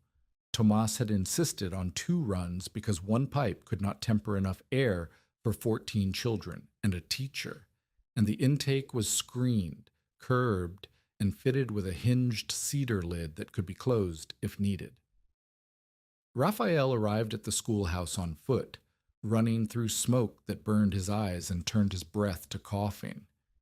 He found the teacher, a woman named Pruitt, standing at the closed door with 3 children behind her, and ash falling on her shoulders like gray snow. The children were coughing. One boy, no more than 7, had his face pressed into Pruitt's skirt, breathing through the cloth. The other 2 sat against the wall, with their arms over their noses. Their eyes were red and streaming. The problem was the intake. It faced north. The fire was north. The wind was pushing smoke directly into the grove, and the intake was pulling that smoke through 80 feet of buried tile and into the schoolhouse floor vents. The system that was meant to cool the room was now filling it with the thing that would kill the children faster than the heat ever could. Raphael could feel the smoke coming through the floor vents before he saw it, a bitter, woody thickness in the low air that should have been the cleanest air in the building. He dropped to his knees and held his hand over the vent. Warm air, tinged with the sharp smell of burning grass and the acrid edge of creosote from the fence posts that had caught fire upwind. He closed the north intake. He pulled the cedar lid down and weighted it with the heaviest stone he could carry from the grove edge. The hinge protested. It had not been closed since installation, and the lid did not seat perfectly, so he packed dirt around the edges with his hands, scraping soil from the apron Tomas had built and pressing it into the gaps. Then he ran to the south side of the building. Tomas had insisted on the second feature during construction. At the time, Raffaele had questioned it. The second intake added cost. More tile, more mortar, a wide junction that required cutting 2 tiles at angles and fitting them with a stone collar, work that took Tomas half a day and used materials that could have gone to another family's line.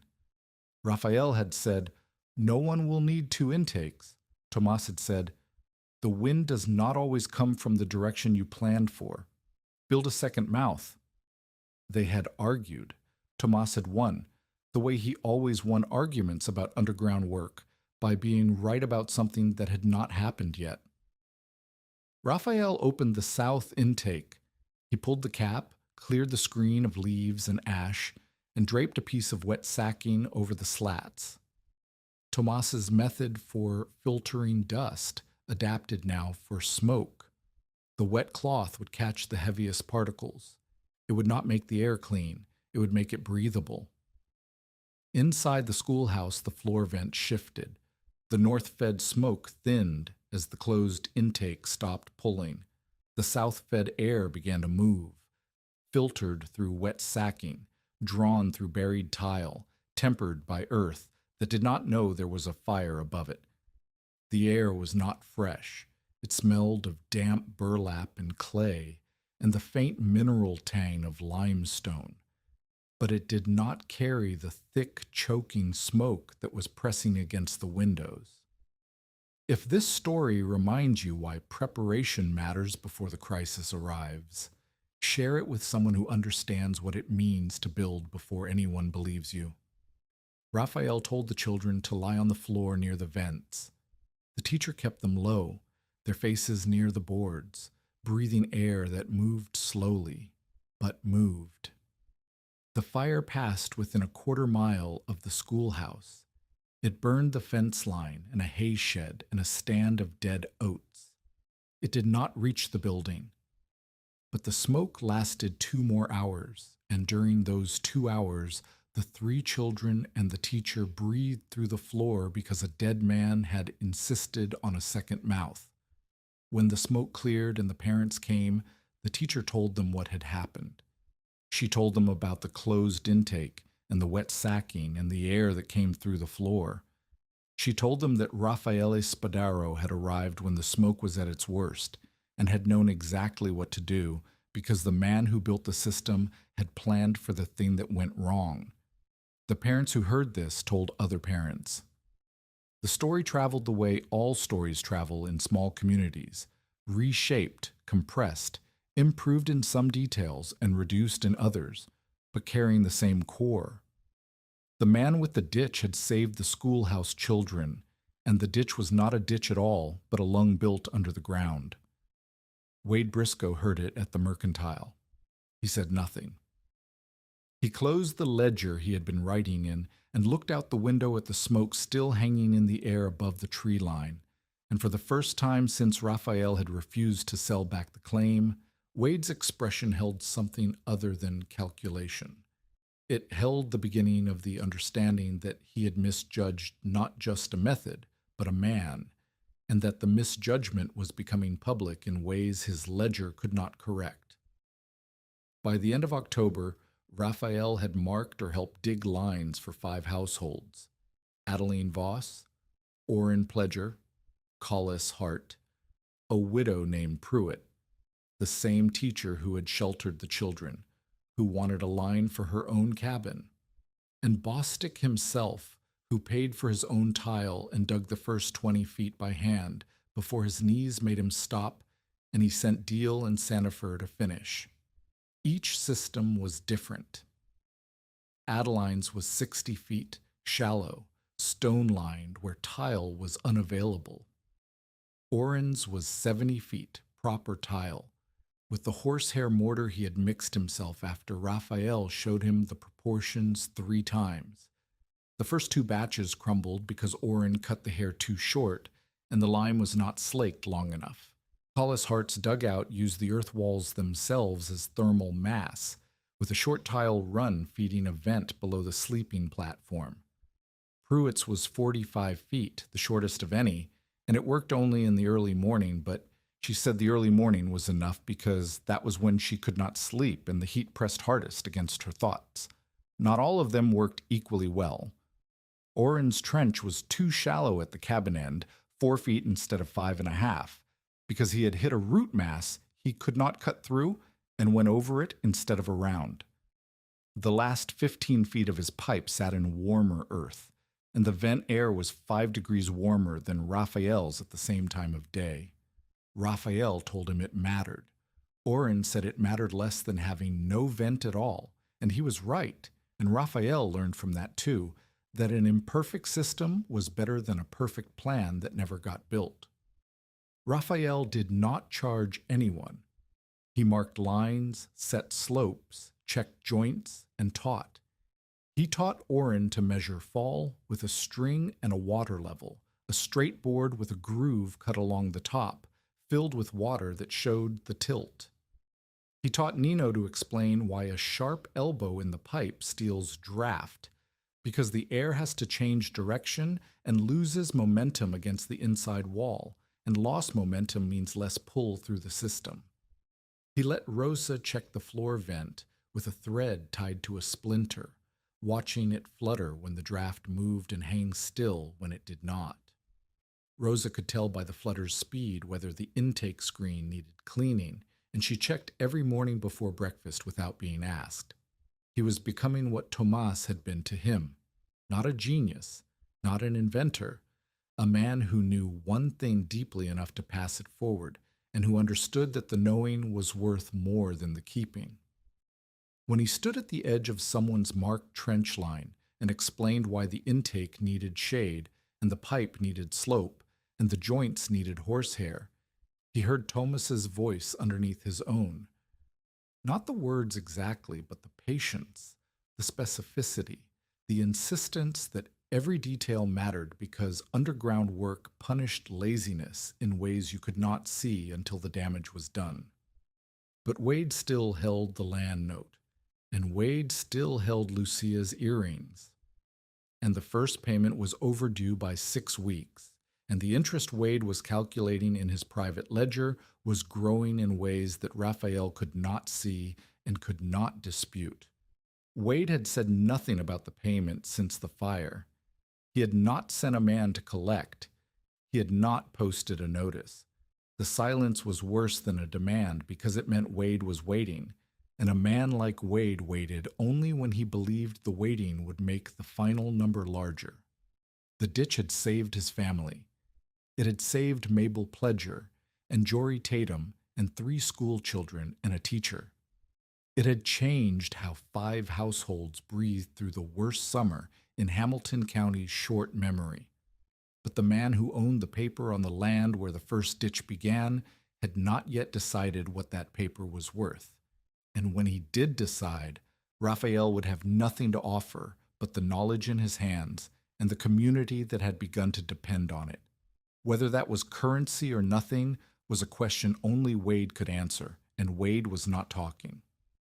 Wade Briscoe came to collect on a Wednesday in November, 6 weeks after the fire, and 9 weeks after the land payment had come due. He arrived in a buckboard with his ledger on the seat beside him, in a manner that suggested he had rehearsed what he was going to say on the ride over. He wore his good coat, the one he wore to church and to the county clerk's office, and the coat told Raffaele that this visit was not casual. Casual Wade rode on horseback and spoke from the saddle. Ledger Wade climbed down and stood at eye level and opened his book. "Let us settle the account," Wade said. Raffaele stood in the yard with Nino behind him and Lucia watching from the cabin door. He said nothing. He had been expecting this the way a man expects the change of season, not the specific day, but the certainty that it was coming. Wade opened the ledger and read. The original land note, $42, of which $12 had been paid. The balance, $30. Interest on the late payment, $6. Flour purchased on credit, $3.40. Nails, wire, and sundries, $2.15. A lime purchase from March that Raffaele did not remember signing for, but that Wade had written in his book, $1.60. Total owed $43.15. Raffaele had $11. He had earned some of it from selling eggs when the hens began laying again in September, and some from a day of hauling stone for a rancher east of town. $11 against 43 was not a negotiation. It was a verdict. Wade closed the book. "I can take the claim back," he said. "That is my right under the note. You keep whatever you have built that is not attached to the land." He paused. "The tile is attached to the land." The tile, 100 feet of clay pipe, buried 6 feet underground, sealed with horsehair mortar, connected to an intake in a live oak grove, and a vent beneath the floor where his daughter had learned to breathe again. The tile was the land now, in every way that mattered, and Wade knew it. "Or," Wade said, "you can pay the balance by spring, $43. I will not add more interest if you pay by April." He said this as if he were being generous, and by the mathematics of credit in Hamilton County, he was. A man who owed $43 and could not pay was a man who lost his land. A man who was given until April was a man who had been given a season to find money that did not exist. Raffaele looked at the yard, at the trench line, invisible now beneath tamped earth and the first pale shoots of winter grass, at the grove where the intake box sat on its stone curb, at the cabin that had nearly killed his family and now kept them alive. "I will pay by April," he said. Wade smiled. It was the same smile he had worn the day he offered to buy the claim back, the smile of a man who knows the arithmetic and knows it does not work. He climbed into the buckboard and drove away, and Lucia came out of the cabin and stood beside Raffaele and said, $43. "Yes." "We have 11. "Yes." She looked at the road where the buckboard was growing small. "Then we need $32 by April from a man who gives his labor away." That was the problem stated plainly, and neither of them had an answer for it. The answer, when it came, did not come from Raffaele. It came from the people he had helped. Bostic arrived 2 days after Wade's visit. He did not come to discuss the debt. He came to ask Raphael to mark a cooling line for the schoolhouse's second building, a planned addition for older students that the county had approved but not yet funded. Bostic sat in the cabin and drank water and mentioned, in the way that men mention things they have already decided, that Wade had been by. "He told you about the note," Raphael said. "He told the whole store about the note. He wants people to know you owe him. He thinks it makes you smaller." "It makes me owe him $43. Bostic set his cup down. "How many households have you helped dig lines?" "5, 6 if you count the schoolhouse." "And how many of those households paid you?" "None. I did not ask for payment." "I know you did not. That is the problem and the solution at the same time." Bostic stood up. "You did not charge because you are stubborn and Sicilian, and because the man who taught you did not charge either. But the people you helped are not fools, and they know what a season of labor is worth." He left without explaining further. Raphael did not understand until the following Sunday, when Orrin Pledger arrived at the cabin carrying a canvas sack that clinked when he set it on the table. $12, Orrin said, "from 6 families. Bostic put in 4. Adeline put in 2. Collis Hart put in $1. Pruitt put in $1. Deal and Sandifer put in $1 each between them. I put in 2. Raphael stared at the sack. "I cannot take this." "You are not taking it. You are being paid. There is a difference, and the difference matters because Wade Briscoe understands money and he does not understand anything else." Lucia came from the back of the cabin where she had been folding clothes. She looked at the sack. She looked at Orrin. She picked up the sack and opened it and counted the coins on the table. Slowly, touching each one, the way she had touched her earrings on Wade's counter. 12, she said. "We need 32. "The rest will come," Orrin said. "Bostic is talking to the county about paying Raphael for the school addition. If the county pays even half the labor, that is another $8 or $10. And there are families north of the Bosque who have heard about the lines and want them marked before next summer." Raphael sat down. He had spent 7 months building something he refused to sell, and now the thing he had given away was being returned to him as money by the people he had given it to. He did not know what to call this. Lucia would have called it justice. Tomas would have called it a cistern filling. He tried to refuse. He told Orrin that the families needed the money worse than he did, that the drought had emptied everyone's pockets, that $12 was food and seed and medicine for people who had none to spare. Orrin sat down across from him and spoke with the slow precision of a man who had practiced a speech on the walk over. "You crawled to the grove on your hands and knees to clear the intake while your daughter was dying. You let my wife lie on your floor when I had spent 2 months calling your work foolish. You ran through smoke to save children who were not yours. You did not charge for any of it." He pushed the sack across the table. "This is not charity. This is what people pay when they understand what something cost." Raphael looked at Lucia. She was already counting. The money came in pieces through the winter. Bostic secured a county payment of $9 for the school addition survey and trench marking. Not full labor, but enough to acknowledge that the work was public service, not hobby.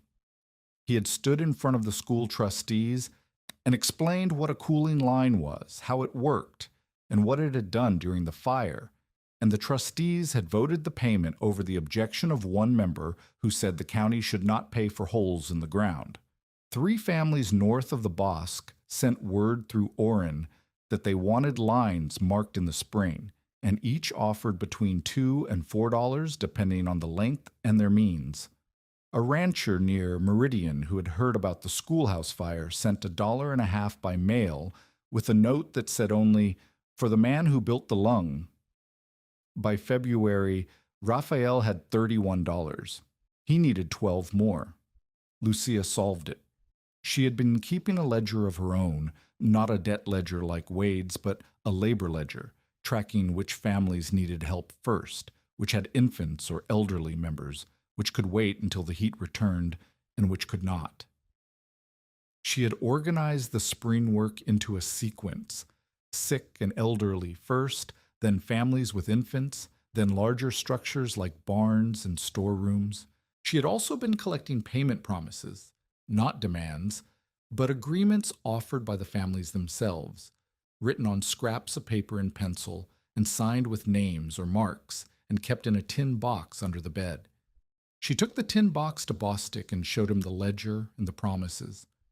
Bostic looked at the numbers and said, "This is $12 of committed work by April."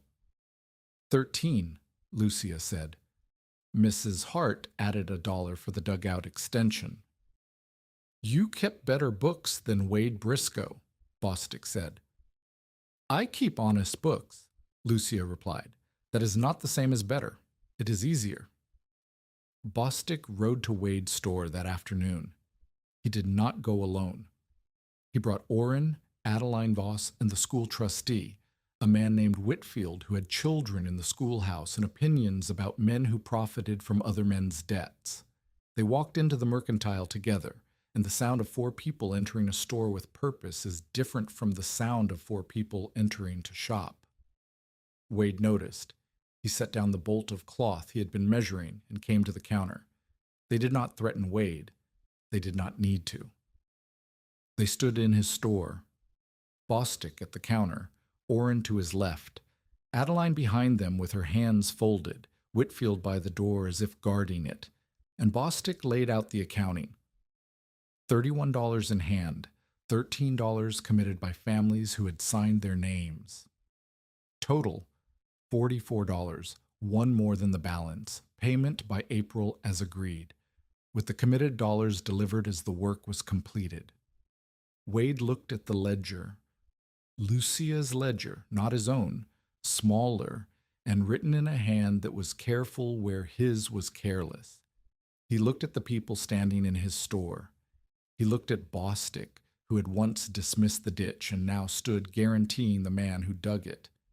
He looked at Adeline Voss, whose brother had died in a closed room, while a ditch a quarter-mile away kept children breathing. "The interest was $6, Wade said. "The interest was whatever you wrote in your book," Bostic replied. "And we both know your book adds numbers that the original note did not contain. The lime purchase in March that Spadaro does not remember signing for. The sundries charge that has no receipt. $43 is generous. 37 is honest. We are paying 43 because Spadaro does not want to argue, and I am tired of standing in your store." The room was quiet. A fly circled the molasses barrel. Orrin shifted his weight but said nothing. Whitfield watched from the door. Wade closed the ledger. He did not agree out loud. He wrote "paid in full to be settled by April" on a slip of paper and handed it to Bostic. The signatures were not legally binding in any way that a court would recognize, but courts were far away and community standing was close, and Wade understood that the balance of power in his store had shifted by the width of a clay pipe and the weight of a dead man's name. Lucia asked for her earrings. She had not come inside the store. She had been standing on the porch because the last time she had been in Wade's store, she had taken them off her ears and laid them on the counter and walked away without looking at anyone. She was not going to do that again. She stepped through the door after the slip was signed and said, "My earrings." Wade opened the drawer, looked at them. 2 small gold pieces that had cost him nothing and gained him nothing and were now costing him something after all, and set them on the counter. Lucia picked them up and put them on and walked out without thanking him. She did not need to thank a man for returning what he had taken. Wade Briscoe's full conversion did not happen that day. It happened the following summer, in the heat of 1887, when his own storeroom betrayed him. The mercantile's back room held flour, molasses, lard, sugar, and dried goods in barrels and sacks stacked to the ceiling. The room was 12 by 16 feet, stone-walled on 3 sides and board-walled on the 4th, with a single door that Wade kept closed and latched to keep out dust, insects, and the occasional possum that lived under the store porch. The stone walls were the problem. They absorbed the day's heat the way Raphael's cabin walls once had, and they radiated it inward through the night, so the room never cooled below 90 degrees between June and September. Wade had never thought about this because he had never needed to. Goods had always survived the summer before, but the summers before had not been the summers of 1886 and 87, and the drought had raised the baseline temperature of everything by a margin that turned survivable storage into a slow oven. The flour went first, 20-pound sacks stacked 3 high against the west wall, the stone behind them warm enough to feel through the cotton fabric. The flour clumped, then soured, then developed a smell that Raphael would have recognized as fermentation. Wade opened a sack, and the inside was crusted solid. He lost 8 sacks in a week, then the molasses. 2 barrels sealed with wooden lids and waxed cloth stored against the south wall. The heat expanded the molasses until the lids bulged. One popped at 3 in the morning. Wade heard it from his bedroom above the store, a sound like a muffled gunshot, and black syrup leaked across 3 sacks of sugar and a crate of dried apples before he could get downstairs with a lamp. The sugar dissolved into the molasses and became a thick, amber crust that had to be scraped off the floor with a chisel. The lard softened until it ran through the seams of its stoneware crock and pooled on the shelf below, soaking into a bolt of calico that a rancher's wife had ordered and paid for in advance. Wade lost more goods in 2 weeks of stored heat than he had lost to theft in 5 years of storekeeping. He came to Raffaele on a Thursday morning. He stood in the yard, the same yard where he had once offered to buy back the claim, the same yard where he had read his ledger and smiled at a man who could not pay, and he did not smile. His coat was not the good one. His hat was pushed back on his head. He looked like a man who had spent 2 weeks scraping molasses off a floor and had run out of reasons to believe his walls were on his side. "I need a line for the storeroom," he said. Raphael looked at him. He did not gloat. He did not remind Wade of the earrings or the interest or the lime charge that nobody remembered signing for. He did not mention the tile price Wade had inflated or the credit he had threatened or the smile he had worn when Raphael refused to sell back a claim that was now the most copied property in the county. He said, "I will mark the line. Tomas would have wanted me to." "What do you want for it?" "Sell damaged tile at cost to families who need it, not the price you set last summer, the price you paid the freight yard." Wade looked at the ground. He had expected to pay money. Money, he understood. This was different. This was a man asking him to give up the margin on the one material that every household in the county now needed, in exchange for the one service that would save his storeroom from becoming a furnace. The mathematics were not in Wade's favor, and Wade could see them clearly, and seeing them clearly was the thing he hated most. "At cost," he said, "at cost." Wade turned and walked to his buckboard. He stopped with his hand on the seat rail and said, without turning around, "The line in your sketch. How long does the storeroom need?" 60 feet, maybe 70. Depends on how much you have stored and where the shade falls." "I have everything stored. That is the problem."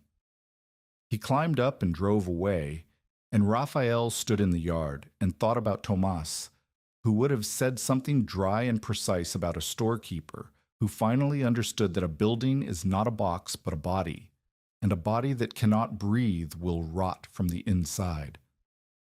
Wade unlocked the tile shed that week and sold damaged pieces at cost, the freight yard price, not the Wade price, to 4 families who had been waiting since the previous summer. He did not do it with grace. He did it the way a man pulls a tooth, because the pain of keeping it was finally worse than the pain of letting it go. He did not apologize to Raffaele. He did not apologize to Lucia.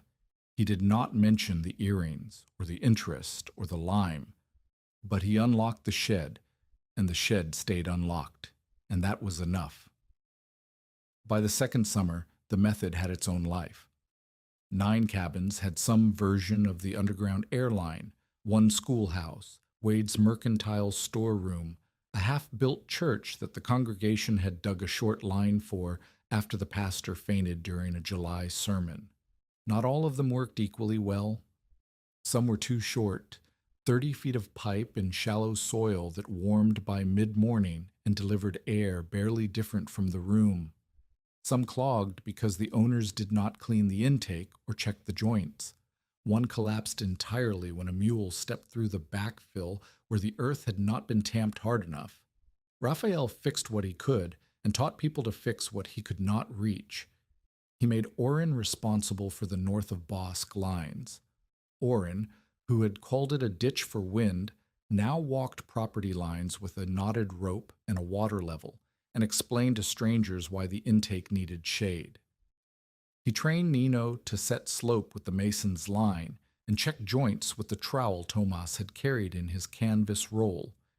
He let Rosa keep the intake inspection schedule, a list of every household and the date each screen had been last brushed, because Rosa was 9 years old and already more organized than any adult in the county. The teaching moments were specific, the way Tomas's had been. One afternoon in May of '87, Raffaele stood in a trench with Collis Hart's brother-in-law, a man named Pickens who wanted a line for a new cabin and had never held a trowel. Raffaele showed him how to butter a joint, trowel loaded, mortar pressed into the seam, thumb drawn around the circumference to seal the edge, burlap strip laid over the wet surface, and pressed until the weave dimpled the mortar beneath it. Pickens tried it. The mortar fell off the trowel in a clump. He tried again. It stuck, but too thin. On the 3rd try, Raffaele took his hand and guided the motion, load, press, turn, seal, and the joint held. "That is the only lesson," Raffaele said. "Everything else is that lesson repeated for 100 feet. Pickens looked at the joint. "How do you know when it is thick enough?" "When you cannot push your thumbnail into it and see the tile beneath." Pickens pressed his thumbnail into the joint. He could not see the tile.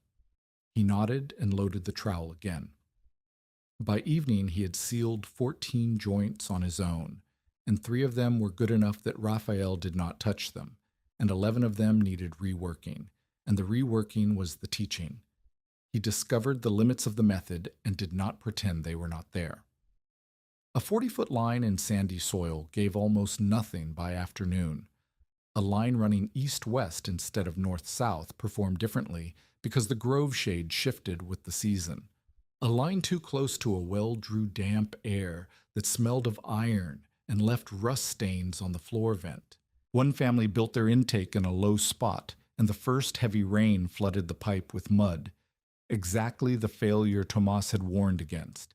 Exactly the reason for the stone curb. Exactly the lesson that had to be learned by someone else's mistake, because the person who taught it was dead. Each failure was a lesson, and each lesson went into the knowledge that Lucia kept in her ledger alongside the labor schedule and the payment promises. The family settled into the rhythm of a life that had stopped being about survival and started being about use. Raffaele dug or marked or repaired lines from March through October. Lucia managed the schedule, the supplies, and the families. Nino worked alongside his father in the trench and was already stronger at 15 than Raffaele had been at 20. Rosa measured. Morella, who had once lain on a floor with a wet cloth on her neck and a pulse too fast to count, grew healthy enough to run between the cabin and the grove without stopping, and she did this every morning to check the intake because she understood, in the way that children understand things they have survived, that the box in the shade was the reason she was still running. Lucia's cough eased. Whether it was the cooler air inside the cabin, the end of cotton dust exposure, or simply the passage of time, the cough that had followed her from Bryan to Hamilton County became less frequent and then rare, and then something she remembered rather than something she did. She never said the air had cured her. She said the air had given her a place where her lungs could rest, and rest was what they had needed. The marriage between Raffaele and Lucia did not become a love story that the script could narrate with violins. It became something quieter and harder. Two people who had agreed to risk everything on a ditch and who had been right, and who now managed the consequences of being right, which were more complicated than the consequences of being desperate. She kept the books. He kept the lines. They argued about money and schedule and which family should come first, and the arguments were the kind that happen between people who respect each other enough to disagree about things that matter. In the evenings, after the children were asleep, they sat on the cabin steps and listened. The live oaks creaked. The intake box breathed. A faint, steady pull of air through the cedar slats that sounded like nothing unless you knew what it was. The floor inside exhaled the day's stored coolness in a thin stream that moved the curtain Lucia had hung across the sleeping area. Raffaele never said the system was perfect. He said it was better than dying, and in Hamilton County in the 1880s, better than dying was enough to build a life on. The compressed years ran like water through a seam. In the spring of 1888, Nino turned 14 and dug his first trench alone, a 50-foot line for a widow named Crenshaw, who lived south of the Bosque and had 2 grandchildren in her care. Raffaele walked the property with him, marked the stakes, and then sat on a stump and watched. He did not correct the boy's grip on the pick. He did not adjust the slope string. He waited until the first 10 feet were open, and then walked to the trench edge and looked down. The walls were straight. The bottom was level. The fall was correct. He could see it in the way a trickle of water from the morning's dew ran toward the grove end and not the cabin end. "How does it look?" Nino asked. "It looks like a trench," Raffaele said. "That is all it needs to look like." By 1889, Nino was apprenticing with a mason in Meridian who had heard about the cooling lines and wanted to learn the joint work.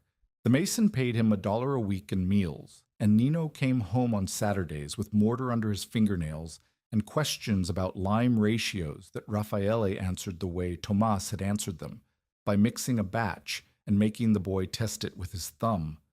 By 1890, Rosa was teaching younger children at the schoolhouse, the same schoolhouse whose floor had breathed for her through smoke, and measuring trench lines on Saturdays with an accuracy that grown men checked their work against.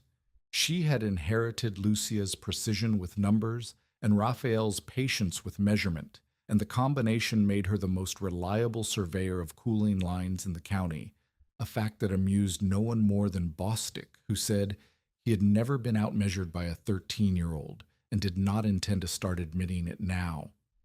By 1892, Morella was 12 and could explain to anyone who asked how a buried pipe tempered air, using the same language her father had used with Orrin Pledger years before. The ground 6 feet down does not know what month it is on the surface. She said it with the particular authority of someone who had personal evidence. She had lain on a cabin floor at 5 years old with a wet cloth on her neck and a pulse too fast to count, and the air from the vent had been the difference between that story ending and that story continuing, and she knew this the way all children know the things that almost killed them, not as history, but as the texture of every day that followed. Raffaele never became rich. The land note was paid. The earrings were back. The cabin had a porch now. Bostic's men had helped build it in the fall of '87, quietly, without fanfare or being asked. And the porch shaded the west wall past 3 o'clock the way Bostic had originally said it should. The mule was replaced by a younger one that Orrin traded for a season of trench marking. The hens laid. The garden grew what the water allowed. There were seasons of plenty and seasons of less, and the less was never as bad as the first summer because the floor always breathed and the family always knew that the worst kind of heat was the kind you could not escape, and they had escaped it, and the escape was still working. He never filed a patent. He would not have known how, and it would not have occurred to him that a ditch and a pipe and a memory of stone walls in Sicily was something a man could own. The method belonged to whoever dug it, and the digging was the price. And the price was fair because the earth did the real work, and the earth did not send invoices. What he left behind was specific. 9 cooling lines in Hamilton County, each one different, each one flawed in its own way, each one better than the closed room it replaced. A mason's line on a nail, a canvas tool roll with a trowel, and a jointing tool that had belonged to a Tejano well digger who understood underground things. A son who could set slope by feel. A daughter who kept the inspection schedule in a tin box. A youngest child who checked the intake every morning because she remembered what it felt like when the air stopped moving and she could not breathe. And one last image. By the time the drought years loosened their grip on Hamilton County, Raffaele Spadaro's first trench was no longer a joke. It had become a pattern, copied in broken ways, improved ways, and desperate ways across a handful of homesteads. Some families used clay tile. Some used stone-lined channels. Some dug shallow vents that helped at dawn and failed by noon. But the idea had spread the way practical ideas spread on a frontier, not through lectures or patents, but through one neighbor watching another neighbor's children survive. Raphael lived out his later years on the same claim Wade Briscoe had once expected to reclaim. He did not become a famous inventor. No patent carried his name. No textbook credited his method. His legacy was a mason's line, a shaded intake box, a habit of measuring before digging, and children who remembered that their father had once made the floor breathe. The white sky returned, as it always did in Hamilton County in July. The grasshoppers clung to fence posts. The cabins held heat after dark. And the men who had laughed outside Kessel's mercantile, the ones who said, "That Italian is burying his chimney," eventually stood in line at the grove, their hats in their hands, waiting to feel the air move from the box they had called useless. Years later, a visitor stepped into the old Spadaro cabin on a hard afternoon. The boards creaked, the roof ticked. Outside, the cicadas screamed from the live oaks. Inside, near the floor, a thin ribbon of air still moved through the dark. The ditch had never been empty. It had been carrying tomorrow's breath under yesterday's ground.